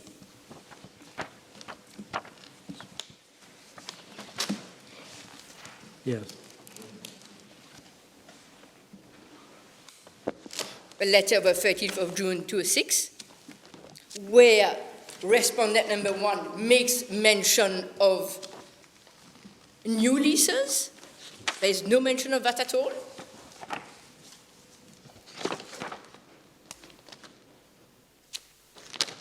And then we see that the plaint was amended sometime on the 13th of January 2009. This is at page 24 of the brief.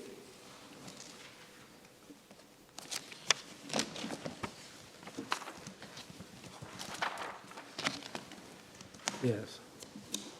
Where now she claims that, I'm reading at page 25, paragraph 24, plaintiff avers that at all material times she has been reliably informed that defendant number 1 did not take, I'm reading at page 25, my Lord, to take up the lease up to the 22nd of May, 2008, not to take the option offered for the new lease with a view to prevent plaintiff from becoming the owner of a leasehold right. And then she claims that by letter of the 22nd of May 2008, under the hand and signature of the attorney, the plaintiff has taken the option herself and informed the government that she will pay the charges because the sale was perfect. And then what is her prayer? Her prayer at paragraph C, at page 25, is that she be declared, to declare that she has validly as owner taken and exercised an option in lieu and place of defendant number 1, who has been acting all along in bad faith, in breach of a contract, and co-defendant is bound to grant the lease described in the paragraph. So now she's saying, she's going behind the back of respondent number 1 and saying, by letter dated 22nd of May, and it is important to note, my Lord, that this letter does not form part of a record, she has taken the option herself. And we know for a fact, my Lord, that at page 58 of the brief, in the co-defendant's plea, page 58, paragraph 11, A and B,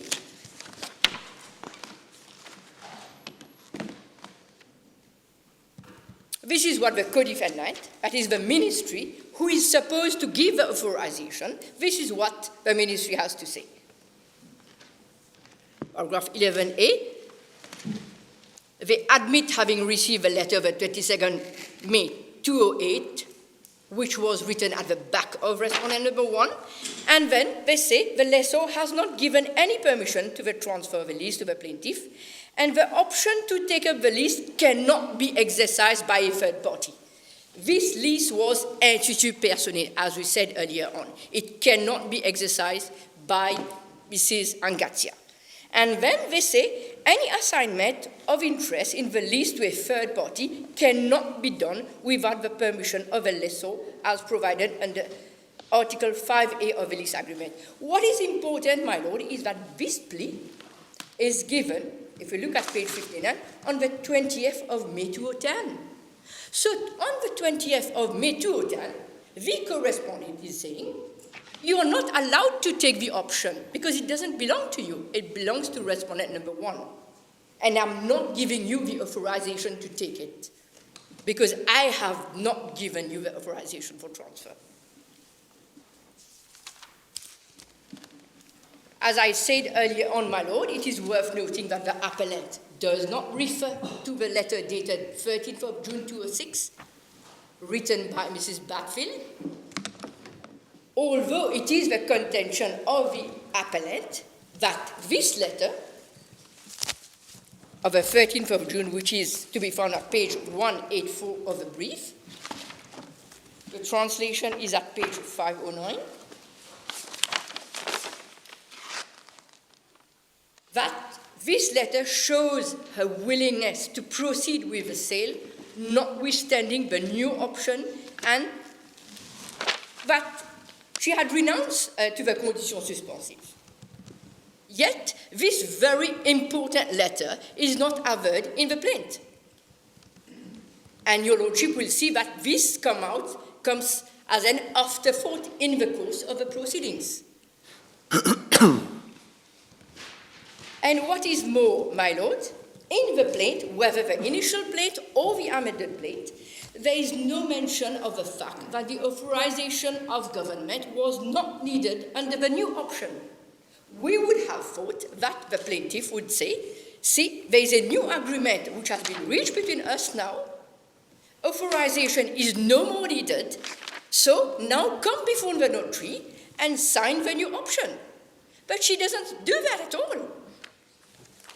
She only says that there was an option given on the 19th of May, and then, because of that, I've declared that I'm the owner. It appears, my lord, if you look at the pleadings and even on the evidence on record, that she was not even aware of the new terms and conditions of a new option when she lodged her plaint on the 23rd of October 2007. Because at no point in time does she refer to the 60 years lease agreement. Although we know for a fact, my lord, that this agreement, this option,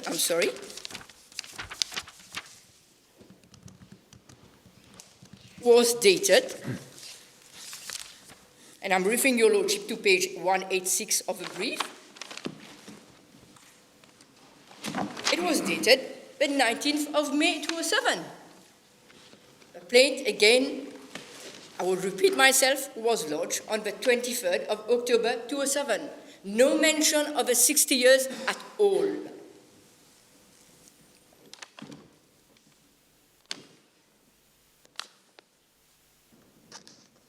And what is more, my lord, there is no mention today. We've heard my friend, my learned senior, if I may say, making mention of keys which were supposed to be given to her sometime in June 2007.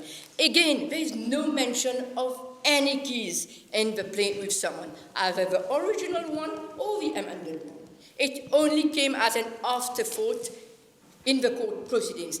And your lordship will note that my learned friend did object to that.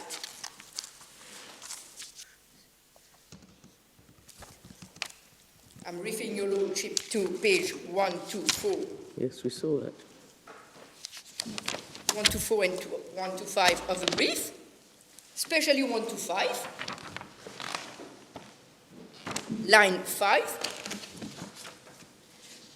she starts talking about the keys. Then Mr. Awalder says at line 8, she's inventing things. And then there is a comment made by the Lordship, and then she doesn't pursue that line again. No mention of keys again. So when were the keys going to be given? We don't know. Again, this came as an afterthought in court. When she deposed in 2012, my lord. And she was supposed to have been given the keys in 2007. She mentions it for the first time in 2012. 2012, I would say, because the proceedings, the case was heard on the 1st of June 2012, page 116 of the brief. Now, we're going to be adjourning quite shortly. It occurs to me you might want to focus particularly on the argument that Mr. Glover's presented when we resume. That, as I understand his submission, his argument in a nutshell is that the judge was correct in holding that the condition relating to the consent of the ministry had not lapsed by the date in 2010 when the first respondent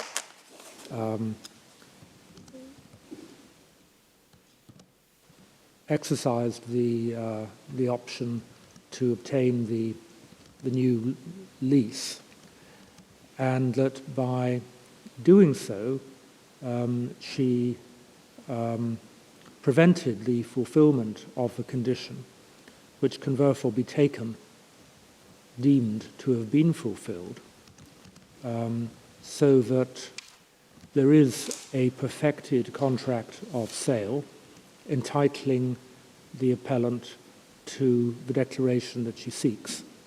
So, I was going to give a brief introduction yes? of the case, and then I was going to refer to all the grounds of appeal as set out by my limits. Well, we'll look forward to hearing you to that effect at 2:00.